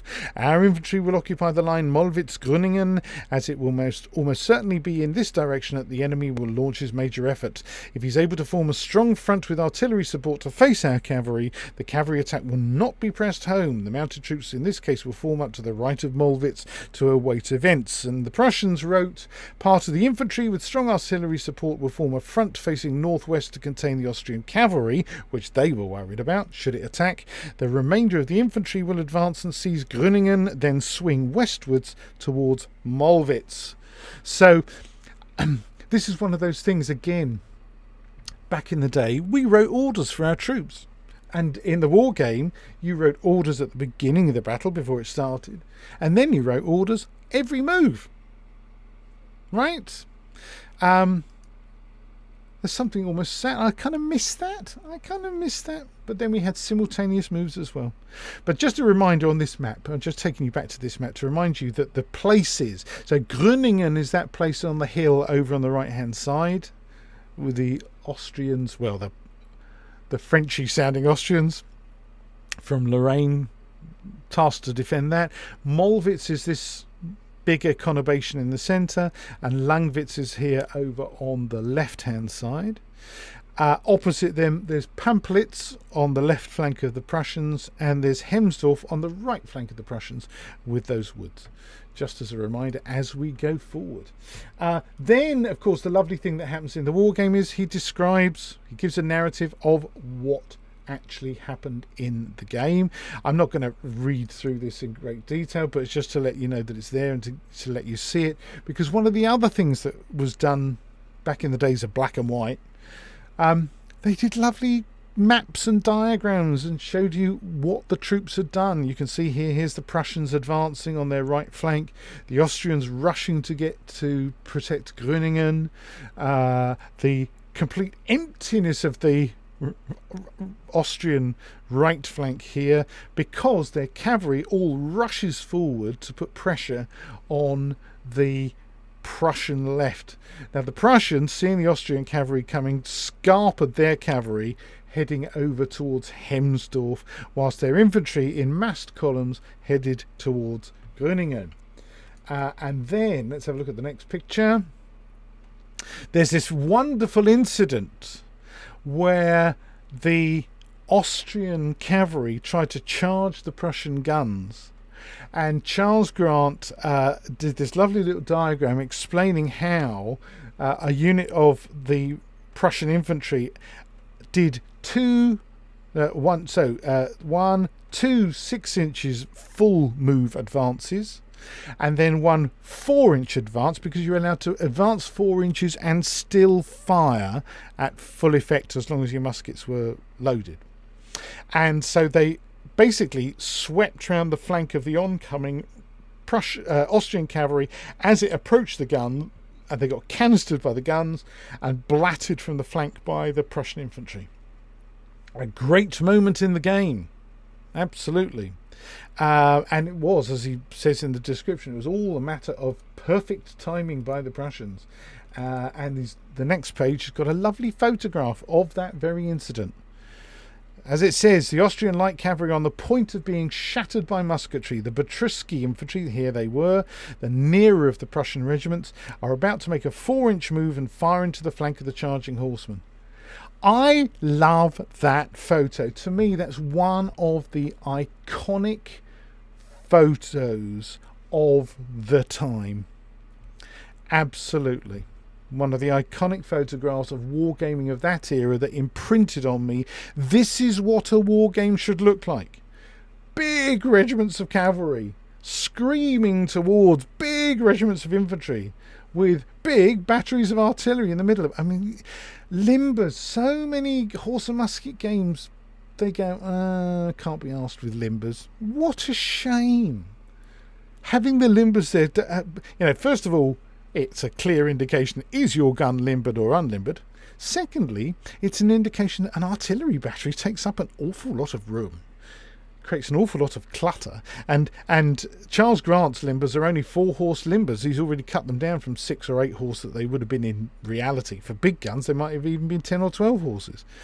You know, so you can't really advance infantry laterally through a load of limbers. And it just looks glorious. I'm going to zoom in a bit on that photo just so you can see it better. That is one of my all-time favourite Wargames photos. And of course, one of the things that affected us when we came to actually recreate the game was the photos in black and white. We have no idea what colour uniforms these people are wearing, right? We made assumptions because, well, okay, Vereinigte Freistädte, they're a bit like Prussia, so probably the uniforms are all dark blue. The one thing you could tell is that the Lorraine infantry playing the Austrians had white coats, because white looks white even in black and white. But there's this wonderful scene that I was enraptured by, and it's in black and white. It's still to this day, you know, here I am all these years later. 1971 this book was published. I look at that photo, I absolutely love it. The sense of anticipation of that crunch approaching is just fantastic. Let's have a look at the next page, which shows us at the top a view of Hemsdorf with the Prussian infantry in full march towards the attack on Grüningen. And again, I'm going to zoom in on that because it's here we go. Again, it's black and white, but look at that massive infantry coming over that ridge and approaching. There's just something thrilling. Big units. Thanks for the input there as well. Again, Mariner Grimm, about the building size and stuff. Yes, noted. Thanks for all the comments, folks. It's nice to know that you're there and haven't fallen asleep yet. But there we are. I'm sorry if you think I'm just babbling about this, but again, one of the greatest Wargames photos ever taken in my book, because that's what I imprinted on. I came away thinking, so that's what a wargame should look like, with masses and masses of troops. Just one of those things. Let me move on to the next page, where again we've got a lovely photograph of the Prussian attack about to be launched against Grüningen, over in the far corner there, where Picardy and Normandy infantry are hastening to take up their positions. Look at that. Look at the artillery limbers. Great big artillery limbers. The cavalry.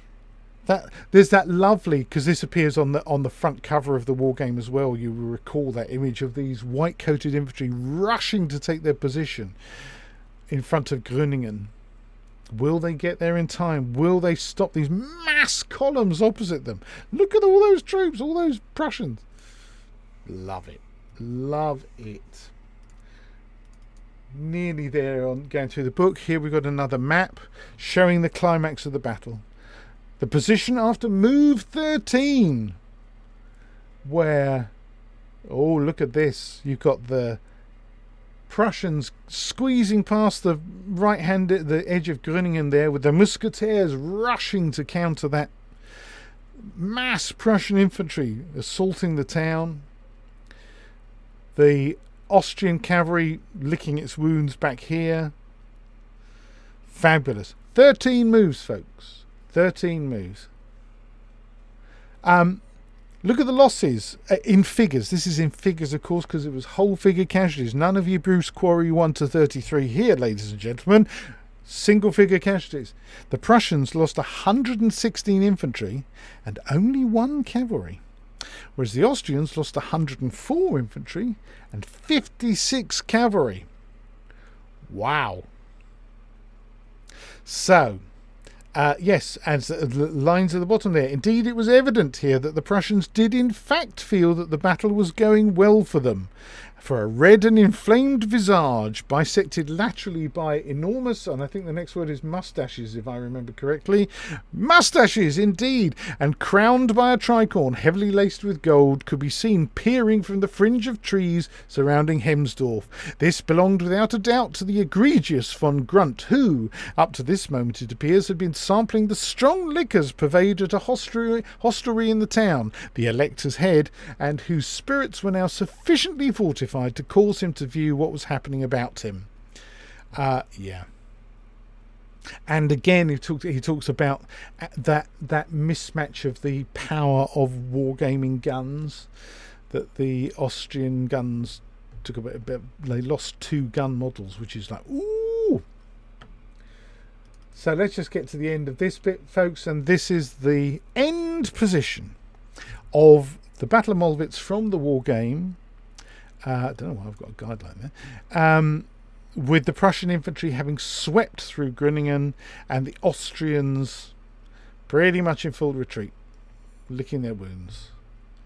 I love the way that he says this has been a purposely brief account of a long and most exciting battle, and I've only given a gist of what took place. Seems wonderfully detailed to me, but as he said, you know, when you get all that hand-to-hand fighting around the town and stuff, there were so many little individual firefights and acts of heroism and melees and to and fro.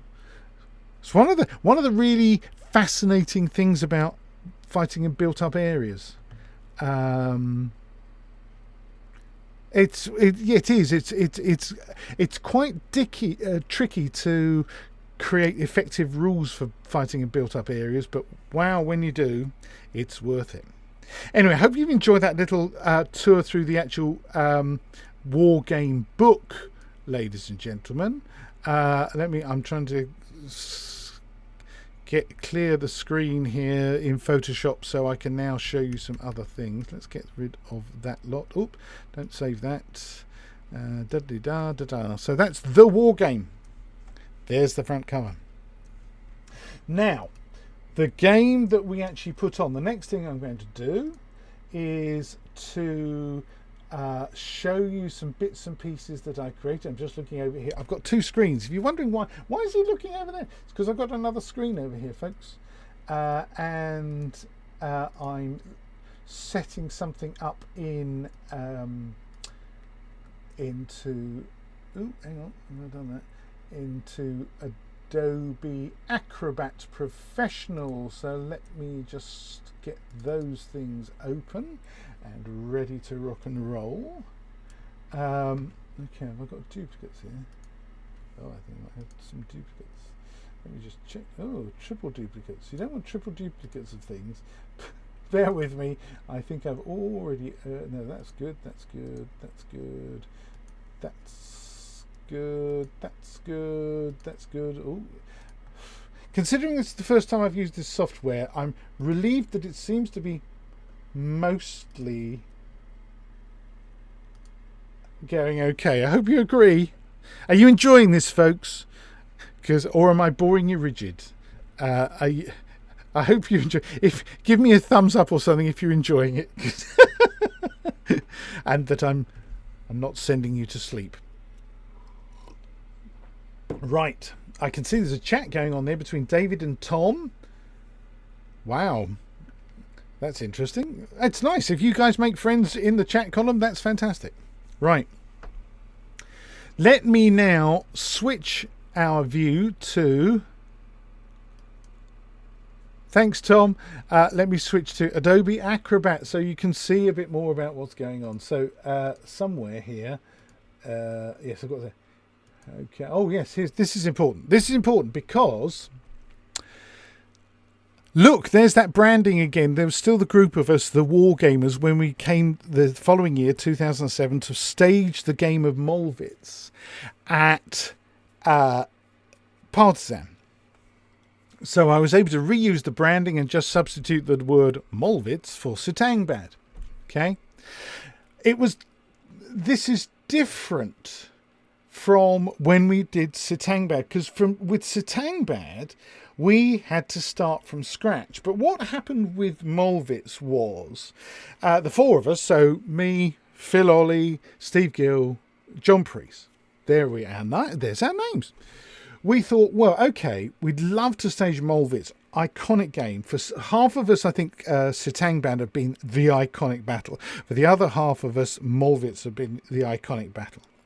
So we decided, okay, we're going to do both. Let's do Mollwitz as well. Now, obviously, Mollwitz was a bigger undertaking. A lot more units needed, more buildings and that kind of stuff. And we thought, well, I suppose, oh crikey, we probably could do it given enough time and resources, but obviously, yeah, major undertaking. But one of the things that happened was, because my Battle Games magazine had been running for a while by then, and our Satang Bad game, I'd written the article about that, and it had been very well received. And I had managed to get 2 very important people to write columns in my magazine. The first one, Stuart Asquith, who was writing a series on battles for Wargamers for me. And the other one was his good friend, Charles Stewart Grant, who, just for Battle Games magazine, revived, bless his heart, revived the tabletop teasers and started producing new tabletop teasers for the first time since Practical Wargamer and Battle for Wargamers, after a long gap. And what was that, a decade or more? Started doing tabletop teasers again. So I was in regular correspondence with Charles, and also because he lives in Scotland, and at the time Phil Ollie was living in Scotland, and they bumped into each other at various shows and, I think maybe even a club event or two. And so, I had a chat with Phil and what have you, and we said, well, do you reckon do you think Charles might be interested in getting involved in this in some way, even if it was just giving his blessing? So Phil said, well, I think I'm going to be seeing Charles at something next week. I'll have a word. And he had a word, and Charles's response was amazing. Charles said, well, gosh, yes, absolutely, that sounds grand idea. Moreover, what's more, if you want to do that, I've still got all the original Spencer Smith miniatures that appeared in the book. And we were like, what? Seriously? Would we be allowed to use them? He said, well, they haven't been out of their boxes for a long time. He had them all stored in cigar boxes or something. And that was one of the things about Charles Grant, he was a pretty decent painter, but he used to just scoop up his regiments at the end of the day and just shove them in a box. So it was like, wow, okay, he couldn't guarantee what condition they might be in. And I, as someone who's collected lots of Spencer Smiths, know, oh my God, particularly if they've been painted with enamel, they can end up with this awful, most of us call it ankle rot, where you go to, if you're not careful, picking up a miniature, the musket will break off, or the thing will just shatter at the ankles and detach from its base. And it's like, you've now got a dead figure. It literally, something happens, oxidization of the plastic or something, it starts turning to dust and becoming incredibly brittle. Interestingly, figures that have been painted in acrylics, particularly if they've been given this undercoat of PVA, don't seem to suffer in the same way. I don't know the science behind that. Someone out there may know and understand why that might be. But the figures painted with enamels, particularly if they were gloss enamels, seem to have suffered terribly. Or it might just be coincidental, and it's just random batches of the strange plastic that they moulded these old Spencer Smiths from that has caused the problem. So anyway, Charles said, I've still got all the original figures. And we went, what? Could we use them? Oh, yes. Not a problem. It would be good to give them an outing. You haven't still got the buildings as well, have you? He said, oh, I'll have a look. Oh, yes, I've still got the buildings. Most of them, I think. Oh, my God. Now, if you're a fan of a book from, printed in 1971, and the man whose father wrote it says, I still have all the figures, I still have all the buildings, yes, you can use them, we were utterly gobsmacked. Obviously extremely grateful, but utterly gobsmacked. It's like a dream come true. So what this meant was, other than a few bits and bobs, we didn't have to paint any figures in preparation for this game, which actually, having thought, oh my God, this is going to be much more difficult than Satang Bad to put on, it was actually a lot easier. When we spoke to Trix and Laurence, and they said, oh yeah, we'd love to have that game at the show. And we mentioned, oh yes, and Charles Grant's coming and Stuart Asquith's coming. Wow, that's even better. So actually, the only work that we need to do was a few bits and bobs, a few, replacement figures I think were put together. I made bounce sticks, canister cones, howitzer burst circles. So out of wood, strip wood, and wire. I think I used coat hanger wire, actually, just sort of soldered together. And then all the graphic stuff. So this is what I'm taking you through at the moment. The first thing you see, yes, there's the badges for us guys. And then the other important addition to the badge collection was that. Yes, special guests Stuart Asquith and Charles S. Grant. Wow! We couldn't believe they became... yes, we'd love to be part of your team. Thank you for asking. Because they'd been out of the limelight for such a long time. You've got to remember this. They'd been out of the limelight for such a long time that they were now slightly surprised that anyone would be interested to see them and talk to them. Which to us was like... But hang on a minute, you're two of the biggest names in the hobby. Why would people not want to see it? But there you are. They're modest chaps. So that was the badges I made for them.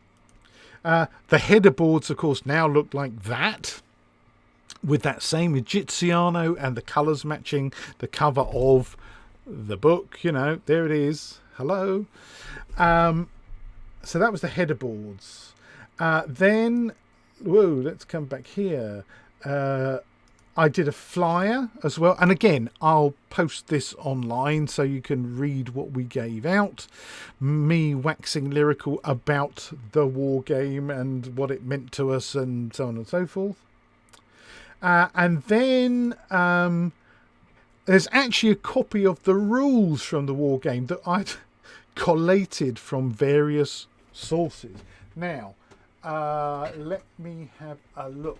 Someone there on the side mentioned this book because I've already talked about the fact that if you go through the war game and try to extract the rules, you discover that there's a whole load of gaps, a massive gaps. Somewhere here, let's have a look. Have I got the... Yes, something else I need to open up for you. I created a play sheet. Okay. Consolidating all the war games rules, all the diagrams that you needed, and also brought in all the rules that hadn't been mentioned in the original book.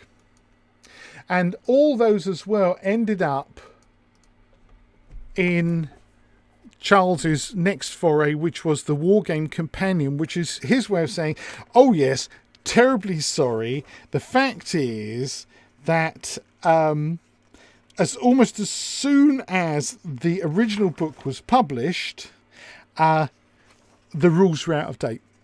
Me and my dad had actually changed the way that we did certain things.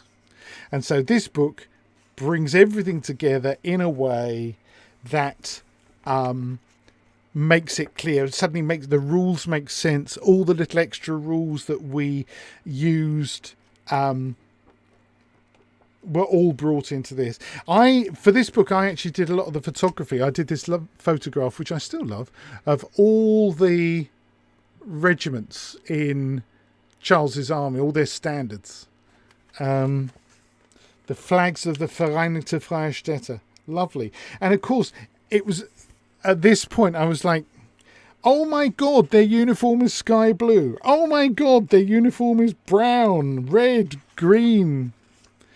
Extraordinary. Some other bits and pieces that Charles put together. I think a couple of the flags were done by Phil Ollie, actually, for some of the commanders and what have you. This is a lovely book. If you could still get hold of it from Ken Trotman Publishing, or maybe even through Caliber Books. If you're a fan of wargaming of this era, if you're a fan of the war game, you need it really, because it explains so much. And as I say, there's a few bits and pieces of mine in there. I designed the cover to match but with different colouring, the war game. And I provided some photos and stuff. I didn't do the interior layout, I don't believe. But also, yes, my play sheets were also published in this book at the back. So you could actually photocopy them or tear them out or whatever. So I'm going to be putting the play sheets up on the website as well for you to be able to access. Oh yes, I did a little bit towards this chapter on campaigning. Can you see there? There's one of my maps of hexes from one of my maps, campaign maps. So there we are. I played a small part in this book, and it's lovely because it completes the story that needed to be completed. Suddenly the rules made sense. There was a lot of stuff about what's happened to Charles's own wargaming armies over the years, some of the other campaigns and stuff that he fought with his dad, American Civil War stuff and what have you, things about the various personalities that grew up and the stories behind the personalities, some stories about Brigadier Peter Young and so on. So that's lovely stuff. But anyway, that's the play sheets that I've shown you there, and the full rules as I extracted them. And then there's the article that I wrote after the game we played, before I show you some of the many pictures from the game. So again, look, I wrote it as Michael Button. I admitted the photos were by me, but I pretended that someone called Michael Button wrote this article. I've learnt my lesson. I look back now and think, oh, you prat, why did you do that? But it was simply because, I didn't want people to think that I was writing too many articles in my own magazine. Hey ho. So this is the article, and again, I will post this up on the website. But I think there's a few pictures in there, but I'll skip through these because I think what I want to do to kind of, as we head towards rounding up this monstrous video occasion, and thanks for sticking with me, those of you who's sticking with me. David Lee says it's available on the History of Wargaming project as well. Okay. That's wargaming.co. Wargaming.co, isn't it? John Curry. So thanks for that heads up, David. Let's have a look at what I've got here. And I've got, oh gosh, I've got quite a lot of photographs here, haven't I? So some of them are a bit dark. I'll do them in small batches, this lot. So here's the first few, because they do, let me switch to Photoshop. Okay. Let me go back to, where's the first one? I've got the last one. I want the first one. This is important to see because as I discussed with Phil Ollie in my recent podcast with him, the recent battle chat, there's a bit of a blurry photo, but it doesn't matter. There was the partisans were being held in Kelham Hall, and this is kind of on the far outskirts of Newark. Lovely building, bit dark and dingy. But anyway, opposite Kelham Hall, there was a lovely, I don't know if it's still there, but there was a lovely hotel with a lovely restaurant called the Red House. So before both Satang Bad and this game, we decided to stay overnight in the hotel so we'd all be together to get up and then march across the next morning. And this was taken the evening before, obviously a lovely weather outside in May, and we were all having a drink in the bar. And so if I waggle my cursor around, that's Charles S. Grant on the left. There's John Priest there and his wife here, and that's Phil Ollie in the middle, and that's Steve Gill and his wife Carol, and Stuart Asquith, and the top of the head of my dear Annie, my other half. So that's us having a drink in the bar before dinner. You can see all the menus. I can't quite read what's on the menu, and it's making me hungry. Just the night before the game. And then pictures from the game itself. Let's go back here. This is the setup stage. Charles and Steve setting up troops. And here you can see taking the troops out of the boxes. They'd all just been bunged in these little boxes, and we were like slightly horrified. It's like, oh my God, they're all rattling about, all these very brittle Spencer Smiths. But it was remarkable how many of them had survived. But this is us setting up the game at the beginning of the day at Partizan. And this was the moment where Phil and I were just looking at each other going, oh my God, that's amazing. Oh my God. All those black and white photographs that we've been staring at for all these years. And suddenly now we can see what's happening. So they're the Vereinigte Freie Städte side. I was very much on the Lorraine side, as well as dashing around taking photographs. But here's the first Vereinigte Freie Städte, i.e. Prussian troops, coming out of the box to be put in the positions that they were shown in that map from the book. Keep skipping. Here's another one of Charles from behind. Some of them, the light, everyone who's ever been to Kelham Hall for Partizan or the other Partizan will forgive the lighting in many of the photographs, because they will remember what a nightmare it was. You know, when the sun was out in the right direction and it fell on your table, it was fantastic for photography. If a cloud came across or whatever, suddenly you were plunged into gloom and your camera would be setting off its flash, you know, every 5 minutes, and you don't get the same kind of quality with flash. You get this kind of foreground blitzing. But here we are. There's the miniatures being set up on the table, and here's Phil and John setting up the Lorrainers. If I zoom in a bit on them, some of these are very blurry because it was like long exposure time because of the lighting conditions. But there you are. You're getting the gist, aren't you? Here's let's move on again. Keep getting that one up. Charles and Steve. More of these figures coming out of the boxes. You can see they're just all bunged in compartments in these boxes. And they have, Charles in the interim had mounted them all on card bases, but on individual card bases. So every figure is getting placed and moved individually. There are no multiple bases here whatsoever.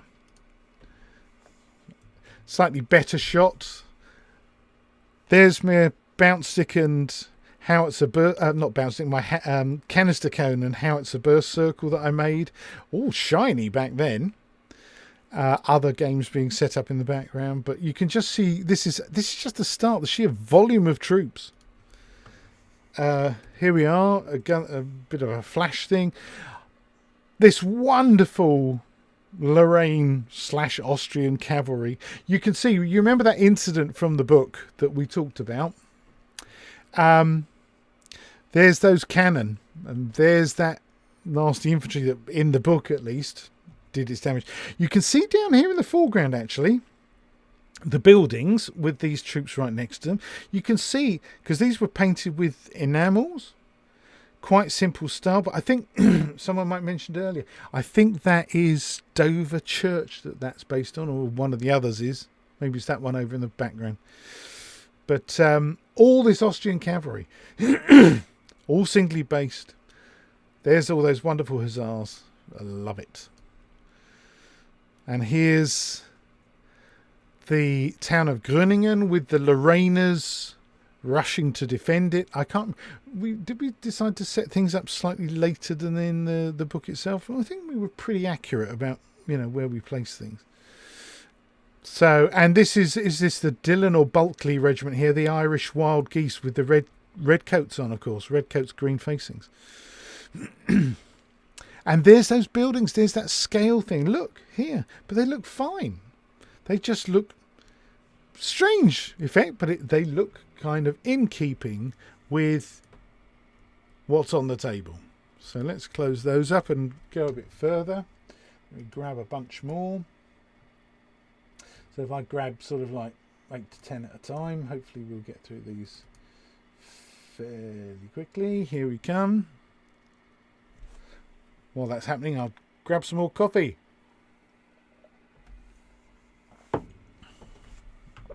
Okay, let's go back to the other end.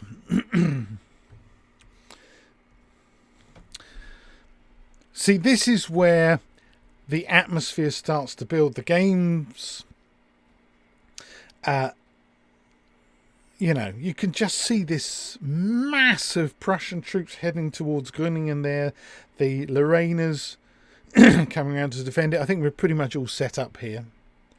And already, there's the group of staff officers in the rear. These little simple triangle trees, buildings. Hey, it's the war game. Some of the units, I can't remember which ones it is off the top of my head. I will have to check. I can refer, can't I, to the photograph that I took that's in the War Game Companion. So in the foreground here with that lovely stripy flag, that is the Livgarden infantry. These guys here with yellow coats, making them slightly Saxon in appearance. And behind them, I can identify from the flag, that is the Sobieski infantry. Wow. Who's this lot with a cross? That is Östergötland infantry. And I think we've just got a glimpse at the side there of Oldenburg infantry just coming into shot on the left here. Zoom in again from a different angle. So that unit there was Östergötland. Behind them with that flag, I can tell you that's the Pfalz-Sonderheim infantry.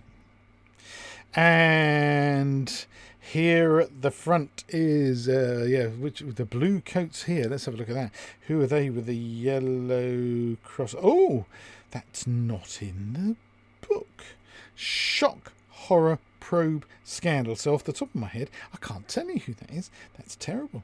They weren't in the photograph. Maybe what happened was after the game, Charles accidentally broke that figure, so it didn't end up in my photograph. Never mind, we'll live. But hey, just another glorious photo of the action building. And from another angle. I'm very photography about these sort of things, so I'll do portrait, I'll do landscape and see what I can get in. Someone anachronistic, certainly not 18th century in the background there, but that's a nice photograph. Here we go.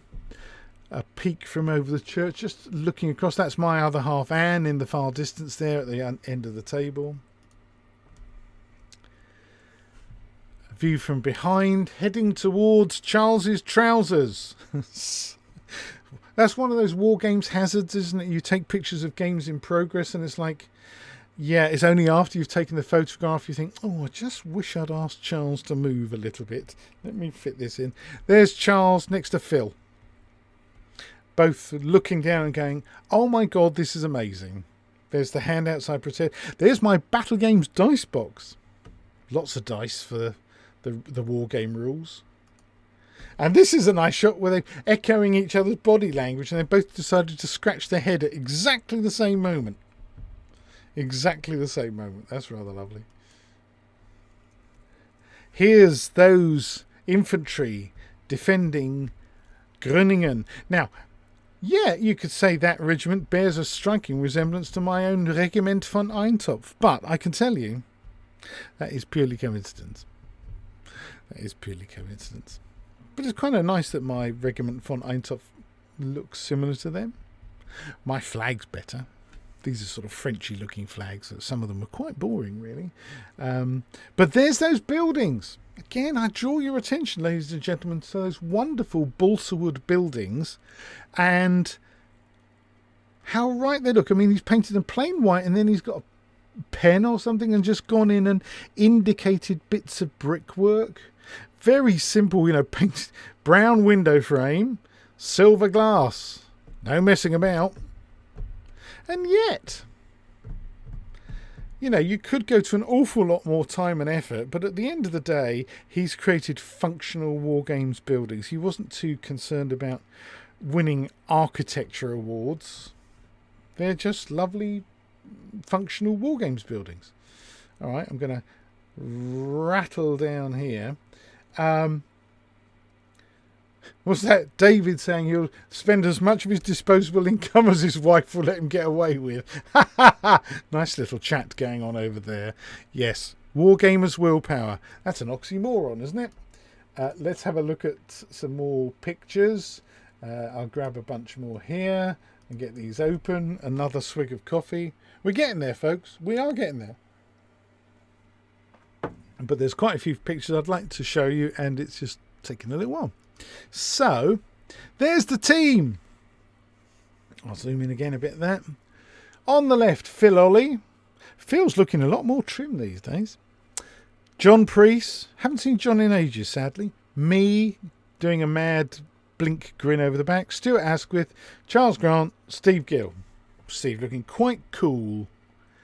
A better picture with me not blinking, but flash. There we are. That's a very formal, good team photo. I think so. Look, there's Kelham Hall, stained glass windows. It's an amazing place, an amazing building. Let's move on. Right, down and dirty with the troops. So this is the Prussian left flank. There's that line of infantry with the guns. And here's, this Prussian cavalry. They've decided to send it off to the right fairly quickly to try and avoid that Austrian cavalry. Did it work for them? Now, we weren't following what happened in the original game. I have to tell you, we were just playing it as a game, just starting from that same starting point. But that's lovely. Look at that massive infantry, those big regiments. 48 infantry in one of Charles's the war game unit. So 48 rank and file. I think it's a colonel, 2 drummers and 2 lieutenants. So 5 supernumeraries. The cavalry, oh gosh, was it 24s, I think? Now, here's my cavalry. I call it mine because I was put in command of the Austrian cavalry because I love cavalry. And I thought, can I do what they didn't manage to do in the book? And here come my hurtling lancers, uhlans and hussars heading forward, supported by the heavies. Oh, I was enjoying this. And here in front of Groningen now, there's those infantry in position. Another look. This is a look at the heavy cavalry in support. At the back, the Lorraine heavy cavalry, the musketeers and all the others. A lovely top-down picture. That's a good one to show that sheer mass of infantry and artillery on the advance across the hills there. I think that's a cracking photo. And again, for those of us that had only seen the black and white pictures in the book, what are those green coats doing there? The blues are kind of like, all right, you sort of expected that. But green? None of us expected green. And these, is that Tootsie? the lady on horseback there, accompanied by an ADC. I think that's the Lady Tootsie. Beautiful tradition of London. What would it be? Was it a Staden figure? Beautiful. A bit blurry, that one, but again, massive infantry, but we won't dwell on that one. Here we go. Back to Groningen and those infantry and the houses. Loved that. So let's move on to the next batch and clear those out the way. I think we've seen all of those. Oh, those ugly people. Let's get rid of those ugly people. I hope you're still enjoying this as a kind of the closest I can get. I'm sure there is a way that I could set up on Ecamm that I would select a bunch of pictures and it would do a slideshow, perhaps with a musical overlay. But I've not learnt how to do that yet. So you're getting this in a very kind of clunky way, but hopefully it is showing you how our game developed. Also, I must say, at the time, the number of people around the table was just extraordinary. The number of people coming up and saying, oh, I remember that, just like it had been with Satang Bad. And yes, we allowed some people to very carefully move some of the troops just so they could say, oh my God, I've touched some of the miniatures that were in the war game. And these are all Spencer Smiths, of course. There we are, back at Groningen. It's worth it for the close-up of these buildings. And you think, God, that's just so sketchy. But that's what they played with. Now here, actually, it's worth, if I zoom in a bit, you can see some of the damage happening where the miniature has actually been cast in this red plastic, and where the enamel paint's peeled off, you can see the red plastic underneath. That's one of the problems with, because I don't think these were varnished either. I think they were just painted with enamels. I don't think they were varnished. They're certainly not gloss varnished. They were matte, as you can see. So that's an interesting shot. Here we go. Graf von Grund, and of course Frederick the Great. Steve Gill having a think. I think there was a conflab going on with Stuart, John and Steve, because they were commanding the VFS, and they were trying to figure out what I was going to do and whether they were going to spring any surprises on us. Haha, didn't work. Yes, there we are. Charles, Stuart, Steve and John having a bit of a conflab. That's a nice picture. One of the better lit overviews from the other side. Someone behind us, was it Old Glory? Yes. Had these, or someone putting on that game next to Old Glory, had these monstrously powerful arc lights. Another shot looking in the centre there. Was that Hemsden looking towards Groningen? That's a bit blurry. I've just dug out all the pictures. Now, obviously, Stuart is giving some orders here. Steve might be going, eh? John is biting his lip, but Stuart appears to be in charge here, suggesting, I think you should do this. And it's probably to do with my cavalry here. But that's quite a nice shot. And an even better one to follow. I think Stuart's trying to give orders, and Steve or John has queried it, and Stuart's gone, well, I don't mind, it's up to you. Oh, dear, dear, dear, dear, dear. That's quite, I think that might be picture of the day, folks, that one of Stuart with John and Steve, and it's like, well, all right, it's up to you. Oh, dear, dear, dear. Like that. A picture on the other side of the table with the massed Lorrainers preparing their defences to receive the nasty VFSs. So let's clear the board of those. Get a batch more. Oh, that's a good picture of Stuart and Steve and John. Oh, dear, dear, dear. Let's have a look at what we've got now. More coffee going into me. You all right, folks? Is everyone okay? Give me a thumbs up or something. Let me know that you're all right. That are you painting stuff while listening to this, watching this out the corner of your eye? You're obviously chatting about Wargamers budgeting or lack of it. Fantastic stuff. Right, some more pictures from the game. Oh, that's a nice one. Nice long line of Lorrainers in front of the town of Groningen, and the VFSs, the Prussians, getting ever closer. Right at that tree line now. I obviously was taking a lot of photographs every move. That's what I was doing, because I was also thinking, I need some photographs for the magazine. And it's just as well I did take a lot because of the lighting conditions. Some of them are a bit blurry because, you know, I pressed the shutter and it's like, oh my god, it needs a second exposure or whatever because of the light. But that's not a bad one, with the VFSs coming closer. Steve and John having another conflab here. Brian's painting 10mm ACW. Oh, now that's made me feel guilty, Brian, because I've got shed loads of 10mm ACW of my own that I should be painting. Hi, Skeptical Crypto, thank you. Does all this make me want to do another? Oh dear. I think what I have to say is I couldn't possibly comment. Talk to me next year. After the lockdown.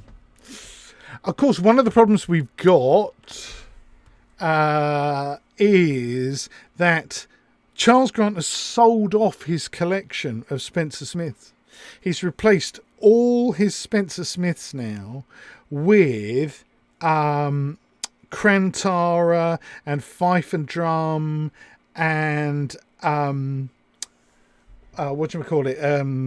Minden miniatures. So all his Spencer Smiths have gone. They've all gone. So I can't ever do this specific thing ever again, which is sad, isn't it? Yeah, I would say that I would call that probably quite a sad thing.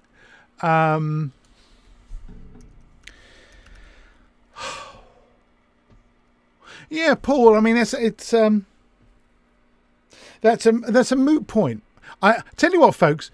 Don't go away. I'm going to go and get something. All right. I'm just going to leave my chair and walk to the other end of my loft and fetch something. Hang on a second.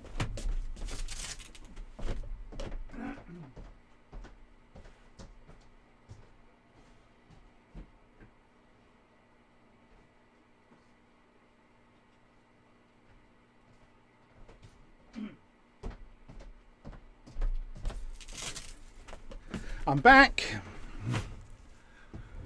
Hello, folks. What I'm going to do, just for a moment, is go. No, that's not what I want, is it? I want to do. Not that. Okay. Where's the camera? Can you see this? This little video case contains a precious cargo given to me by Charles Stewart Grant. He did this not just for me, but for a few people who he knew were very attached to the war game. You see that? That's one of the original from his collection. There's another one. So these definitely date back to the 60s, and I daren't touch them by anything other than the base. So note on this one, the conversion, the addition of the Dragoon Muscatoon to the side of the figure, because that's not how the figure comes, and the plume on the tricorn as well. That's an addition that was made by his father, Charles Grant. It's an amazing thing. These are like holy relics. These were held, painted by Charles Grant. Got another one here, Grenadier, a Lorena. If I've gone a bit hushed at this moment, it's because it's quite emotional for a number of reasons. First of all, oh my God, I'm holding some figures right here that appeared in the war game, and that then I played with in the game that I'm describing to you today, and that now are scattered to the four winds. I mean, that's not that drastic. Some lucky person has bought them. I think they all went to one person. Here's another one. Another Dragoon with the addition of the musket. And the last one I've got is a Hussar. So it was very kind of Charles to think of me and a handful of other people who he also gifted little clutches of the original figures to. Extraordinary. They are, yes, as Brian said, absolute wargaming artifacts. Hugely jealous of whoever it was who bought the collection. I seem to recall that Charles said they might have gone abroad somewhere, as in, they're no longer in the UK. I hope they reach there in one piece, because knowing how fragile these little fellas are. But anyway, there you are. I thought you might like to see that as a thing. That's one of my most precious things, precious wargaming artifacts that I've got on my shelf over there. And obviously I keep them in the box because they're already brittle enough and I don't want to accelerate the process anymore. there you are. That was a little treat. Let's get back to some of these pictures. There's John and Steve doing some moves, and you know, the game advancing from many angles. I obviously was fascinated by getting pictures of these mass battalions, because there's the commanders. This one's a bit dark and blurry, so we'll skip past that one.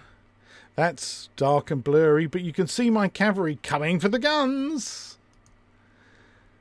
And the one thing he hasn't done, Steve and John didn't do, they didn't deploy that vital unit of infantry in line on the flank. Because what happened in the original book, you recall, the Austrian cavalry came screaming in to attack the guns, but this unit had deployed into line and done that kind of advance fire. They must have forgotten in the heat of the moment. Overlooked that. Let's get rid of those. So I wonder what happened. Are we going to get any indication of what happened? Here we go. Let's have a look at the next batch. Oh, well, I've got an in. Ha ha ha ha! I think I know. Let's go here. So the crunch approaches. Now I remember this. Oh my goodness me! I remember this. Right. There's Steve looking calm as anything, looking out of the photo on the left. There's John thinking, oh, perhaps I ought to do something about all that cavalry approaching. And there he has picked up my canister cone and placed it over the top of my onrushing light cavalry, thinking, I'll make short work of these and absolutely muller them. Well, we'll come back to that. Laurence, are you watching? Why have you got your finger up your nose? Chatting with Charles Grant. To be fair, it's not up his nose. He's looking pensive, rubbing his moustache, as those of us with facial hair often do. But here's just some of the people who are looking on at the game going, wow, I love this. And wow, are those really the real Spencer Smiths that were in the book? Yes, they are. I think lots of people were just like utterly bemused about how that could happen. In passing, ladies and gentlemen, I'm going to zoom in on this photo a bit because it's almost like incidental to the photo, but you notice what's happened here in the foreground? That's my light cavalry plunging into that line of infantry and guns. Did John's die rolling manage to stop me in my tracks? No, it did not. And moreover, I brought up light cavalry in support on the flank, who are also having a field day, the Lancers. So, unlike in the book, I feel like I was changing history. It was like, wow, my cavalry did a lot better than the original cavalry in the book because I wasn't stopped by canister. That line was not supported by infantry that blasted my flank. So, Henry the cavalry commander, I had a bit of fun. Tom, thanks for being with us. Bless you for staying as long as you have. I hope you've enjoyed it. You can always come back and watch the replay for the end later on. Okay? Cheers. So yes, there we are. I felt like I changed history. Not really history, but there we are. And there is another overview of that scene of carnage as my Lorraine cavalry carved into the VFS line with heavy cavalry coming up in support as well. Brag me never. Here's my Annie helping to move some troops. This is where we realised if we're going to get this game finished, we need help moving some of the troops. So there's my Annie helping to move my heavy cavalry reserve, and a splendid job she's doing too. Here's another close-up of this left wing. So what happened was, because the VFS had sent all their cavalry off to the right flank, you may remember, they did an about face when they realised, perhaps we shouldn't have done that with all our cavalry. So they decided to bring, and this is in fact the Hohenzollern Cuirassiere, I can tell from the photographs I took, the Hohenzollern Cuirassiere were brought back to try and stabilise the situation. Here's the hacking and slashing going on with my lancers against his hussars, and I seem to recall we were getting the better of it. Mass fighting going on, the infantry deploying. Because of this happening here, he's decided to start deploying some infantry into line to protect the centre whilst all these columns are still advancing. He's suddenly feeling a bit exposed. The Lady Tootsie perhaps ought to go somewhere else. Here we are. Charles Grant on the left talking to someone. I'm afraid I can't recognise who that is. Michael Perry. Phil Ollie. Steve Gill. That's Nick Elston, who's an archaeologist by trade. And Stuart Asquith, looking, well, he's beaming actually, isn't he? He's so delighted to be part of this game and he's really enjoying himself. That's a lovely thing to see. Okay.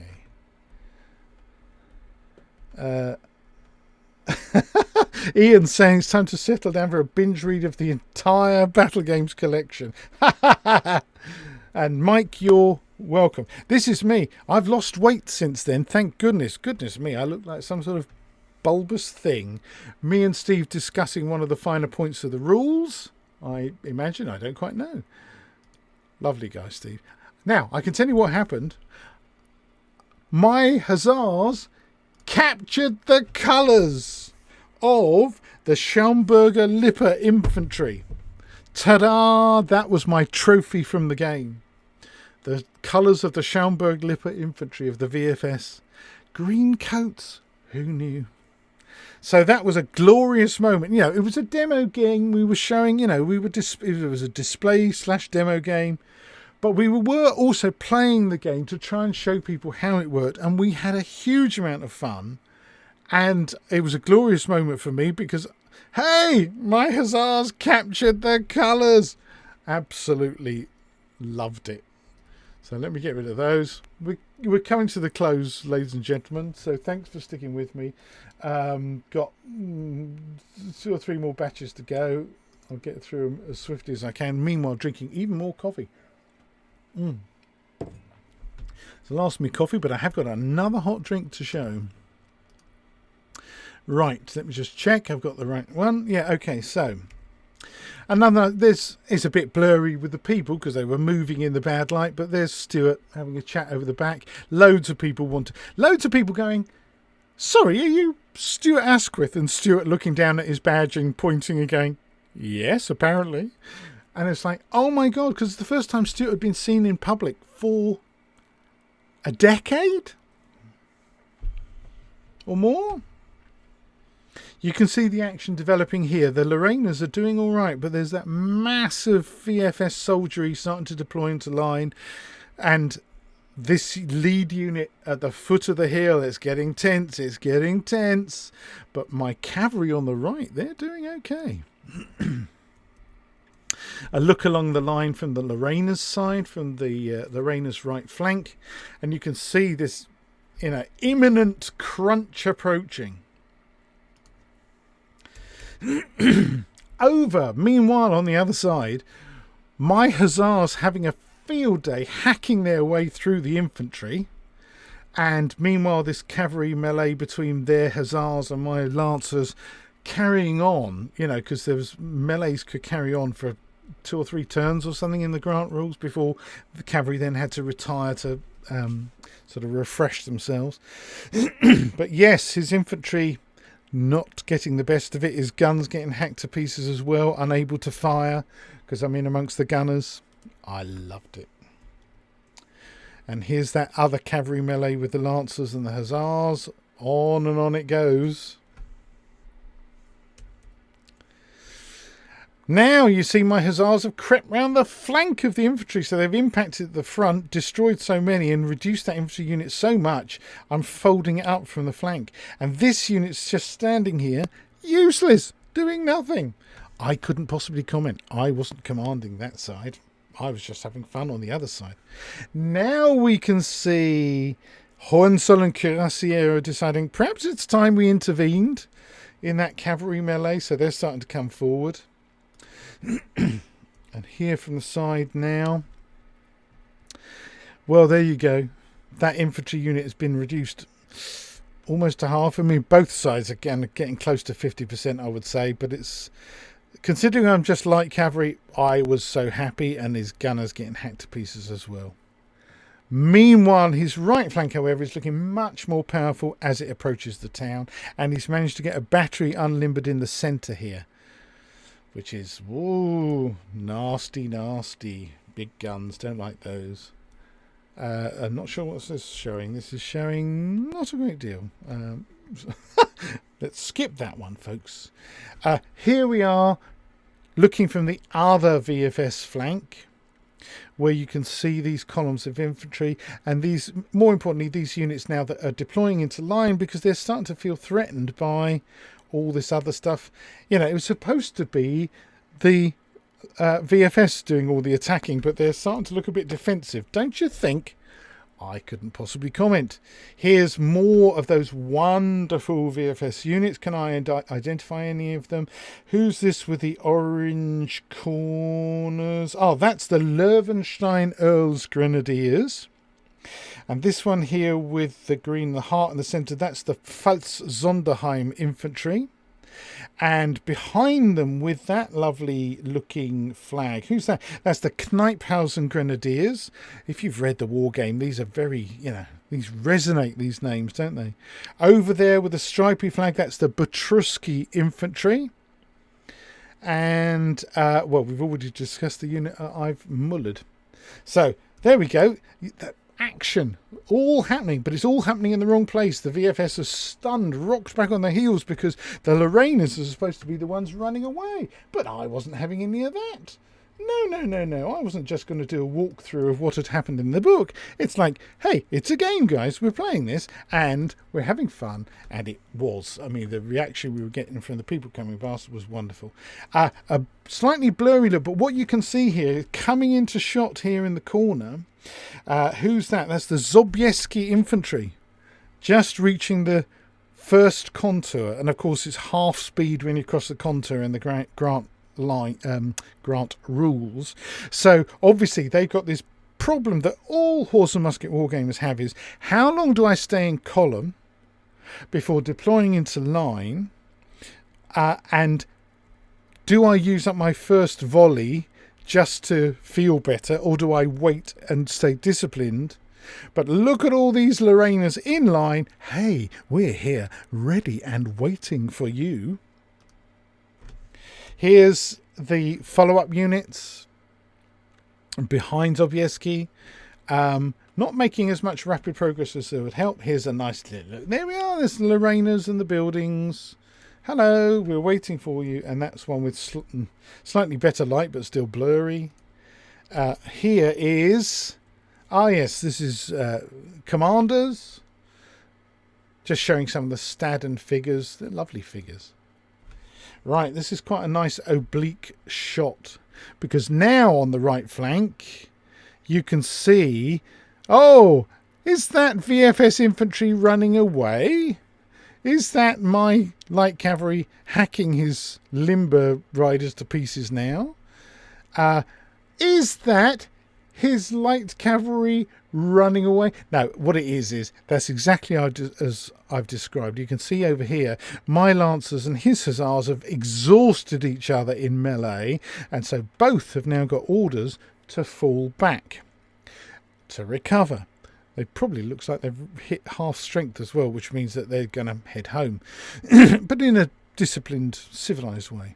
So now you can see the VFS have brought not one, but 2 units of heavy cavalry back to this flank, because they've realised that with all the damage I've done, the way is clear for my heavy cavalry to just make merry on their left flank. Memories. It's lovely. Meanwhile, near Groningen, more troops moving up in reserve with the VFS. You can see Sobieski just starting... Sobieski just starting to come up the hill there.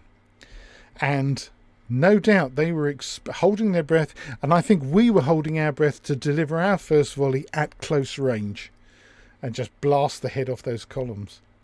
So lots of activity, But, you know, we weren't feeling that under pressure on the Lorraine side. Here we are, another view from the other side. There we are. Yes, the Sobieski just coming up the hill. And I'm not sure which Lorraine regiment that was. But they're just like, yeah, come on, bring it on. Kablam. And another view from the right flank of the VFS units. Who's this in the foreground there with that funky flag? This is the Liv Garden infantry, yes, which we saw earlier when they were in column on the other side of the trees. But they've obviously had to take some time to get through the foliage. But there's a line forming and approaching the crunch. Let's get rid of those. Nearly there, folks. Nearly there. I reckon I've just got 2 batches. Yeah, I reckon 2 batches will do it. So, thanks for sticking with me, folks. You're great people, and you've been with me quite a while now. Hi, Paul. Glad you like my enthusiasm. Can you tell my voice is starting to get croaky? And Brian, yes, it is the war game. Check back to earlier. It is the war game. Paul, it's the war game. Which do I prefer? Which do I prefer? Oh, for me it's the war game simply because that's what I imprinted on. But having also played the charge rules once or twice at John Priest's house, I was actually impressed. Both times we played obviously the charge rules for Satang Bad, but John Priest is a Napoleonics nut, and so we actually played a couple of Napoleonic games at his place. The rules worked really well. I was very surprised. They're much more precise, as I said, than the war game rules. There are a few areas where I wish that Peter Young had done for Charge the same as Charles Stewart Grant ended up doing for the war game, and producing a book, like this. The Charge Companion would have been really helpful, because there are some areas where it's like, oh, I wish he was still around to ask him exactly what he meant by that. So that's a really interesting question. The war game rules, having done the play sheet and everything, I know that I know them pretty much inside out. And because of the things like because this is the other thing. Charge doesn't have bounce sticks. Charge doesn't have canister cones. It's a surprisingly different beast. I think people think they're the same, but they are not. I think because of the fun aspect, because of the gizmos, I think the war game just has it for me, and because it's the one I've got the most affection for. But if I was attempting a more serious game, actually, Charge would probably be worth, definitely would get a look in. But it's also because of my experiences with both rule sets and others that I ended up writing my own Shot, Steel and Stone, Paul. That's why I ended up writing my own set of rules. Like all of us eventually, or many of us eventually think, do you know what? None of these rule sets quite matches what I actually want from a war game set in this era. So do you know what? I'm going to try writing a set of my own. And so if you like, in my own Shot, Steel and Stone rules, there is definitely, I acknowledge massively the heritage of the war game, of Charge, but also things like War Master and Black Powder and Bruce Quarry's Napoleonics rules and many others. There is definitely DNA in there from many of those. And, God, I'm not saying my own Shot, Steel and Stone rules are perfect, but they give me the kind of game that I want to play in this era, with what I'd like to think is a lot of the fun aspects of the war game. And also because, you know, because I'm me and mad, I also have made bounce sticks for shot, steal and stone. You don't have to, you can just use a tape measure, but I rather like having range sticks and bounce sticks and that kind of stuff, and so I've made them. And so when the rules have been used for the big 8 games and stuff, you know, I made a whole clutch of bounce sticks that were passing up and down the table on either side. And it's fun. It just reinforces that these rules are supposed to be fun, right? It just brings back some of the charm of that era and the war game and so forth. But as I say, I think Phil Ollie and John Priest, they would say charge. I think me and Steve Gill would say the war game. And it really does. You're split down the middle, aren't you? Which was the first one you picked up? How old were you when you picked it up? Because some people who, you know, never played these sort of games and come to them much later go, oh my God, oh, that's so imprecise, or, you know, that's, oh, no multiple basing, blah, blah, blah, blah, blah. You know, people coming late to this might think, I hate that. Oh, God, I can't stand that. And the thought of moving all those figures. Well, it would, the fact is, like in the war game, Charles persisted in single basing. You could have done multiple figure basing. You could have done it like Bruce Quarry did in his Napoleonic rules, where you base things up as, you know, some as 6s, some as 4s, some as 3s, 2s, 1s, whatever, so you can take off your individuals. But to speed up movement, you know, or you could use sabots or something, or trays, movement trays, would be really easy to do at the cost of the look of the thing, because I bang on about this so often. There is a certain aesthetic to games like this. If I zoom in on this photo, right, there's a certain aesthetic to all those singly based figures that's, it's one of those things. And also, as Charles Grant would point out, his melee rules were very much man against man. There's a whole section now. Where can I find, is it in the diagrams I did? Let me see if I can find a diagram. Did I do this for the... I did. If I hold that up, can you see? There's a diagram at the bottom of the page there. There you go.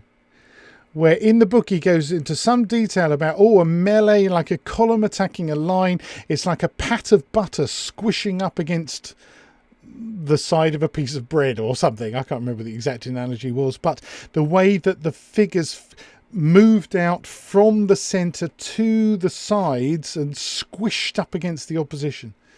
And individual basing permits that visually in a way that, of course, multiple basing doesn't. So if you wanted to be a purist about the war games rules, you say, well, it has to be individual basing. But actually, there are other ways that you can overcome that, other options you can come up with to deal with that kind of thing. But, you know, you pay your money and takes your choices. Anyway, who was this unit that's in the middle of the picture there? I ought to, you know, give them a credit and tell you that that is a unit that... Oh, that's the unit whose flag isn't in the war. Oh, no, it is. Here we go. Löwenstein Earls Grenadiers, folks. That's who that is. Another look from the line as Sobieski infantry are about to get blasted away. Obviously, we were taking some time about mulling them. Here's my heavy cavalry reserve galloping forward. That's why they're blurred. It's not because my camera shook in the darkness of Kelham Hall. It's because they're moving, chaps. All those. I love that dragoon pose. That charging dragoon. It's so iconic. Here we go. The crowding now. As the VFS infantry is bypassing their battery, all their units are getting clobbered in the background there. That's blurred at the moment. Here it are from the other flank. And you can see my hussars are still hanging around. I obviously hadn't reached half strength whilst the infantry had run away. And I'm now thinking, wow, what should I do with them now? Who shall I attack next? Options, choices. Yes, there's those nasty grenadiers on the ridge there. Are they going to shoot at me? Am I bothered? Shall I just... Yay, let's get stuck in again. I can't remember. There's the Sobieski infantry still on that ridgeline. We obviously haven't shot at them yet. Let's go to the next one. What's happening here? There's the pandemonium on the VFS left centre. And it truly is pandemonium. Because obviously there's this unit. Oh, I've been chewing up that unit as well. So I've killed not one, but 2 units of infantry and a battery of artillery. I'm not going to gloat, but hey. And there's... Oh, yes, the Grenadiers have moved down from the ridge to threaten me. Bit blurry.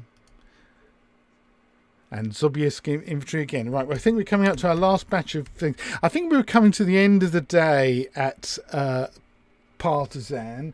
And so the game was kind of slowing down a bit. I think we were all basically pretty knackered, frankly.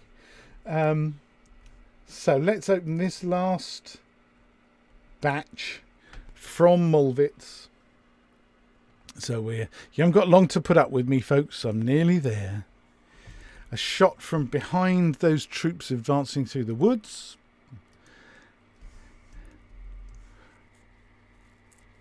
There must have been a volley delivered at some point. I can't believe they're still standing there. We're just glowering at one another. Maybe because I wasn't involved in the action on that part of the table. Maybe they just decided, you know what, you're not going any further, Gov, and I'm just going to save you the disgrace of actually having the head of your column blown off. But look at this beautiful line that the Lorrainers of the Lorrainers have managed to form. There's more wild geese, Irish, Dylan or Batriska, whoever is, coming through the woods in support into the village. I think that Groningen's looking pretty safe, particularly given what's happening on the far side of the table. Don't you reckon? All this support coming up. We've got battery deployed. Yeah, those Prussians are going nowhere. There's Frederick and the Graf von Grunt probably saying, do you know what? I think we might call it a day. And there's still Sobieski at the front. How are they still standing? There's obviously a truce has been declared on that ridgeline, hasn't it? And that was... yeah, that's just another random picture. So that, folks, is all the photos from Mollwitz that I took on the day. Some of them are a bit blurry, sorry about that. But that's not actually the last one I want to finish on, because I want to take this opportunity to once again to remember this man, Stuart Asquith, who sadly left us. And it should be remembered, you know, that one of the things that I'm happiest about is that, well, 2 things really. Stuart was able to contribute to my magazine, that I was able to bring him back into the Wargaming fold, really, after he'd been so badly treated by Nexus Publications when they closed down in very quick succession Practical Wargamer and then Regiment magazines, basically leaving him, you know, out of the hobby as a writer. And that's what prompted him to move away to the Cotswolds.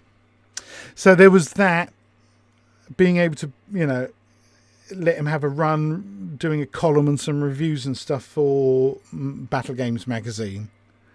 He wasn't always an easy chap to work with, and in the end we had to part company because of a disagreement over something that he was doing for me. But that's life, you know. It's part of the goes with the territory.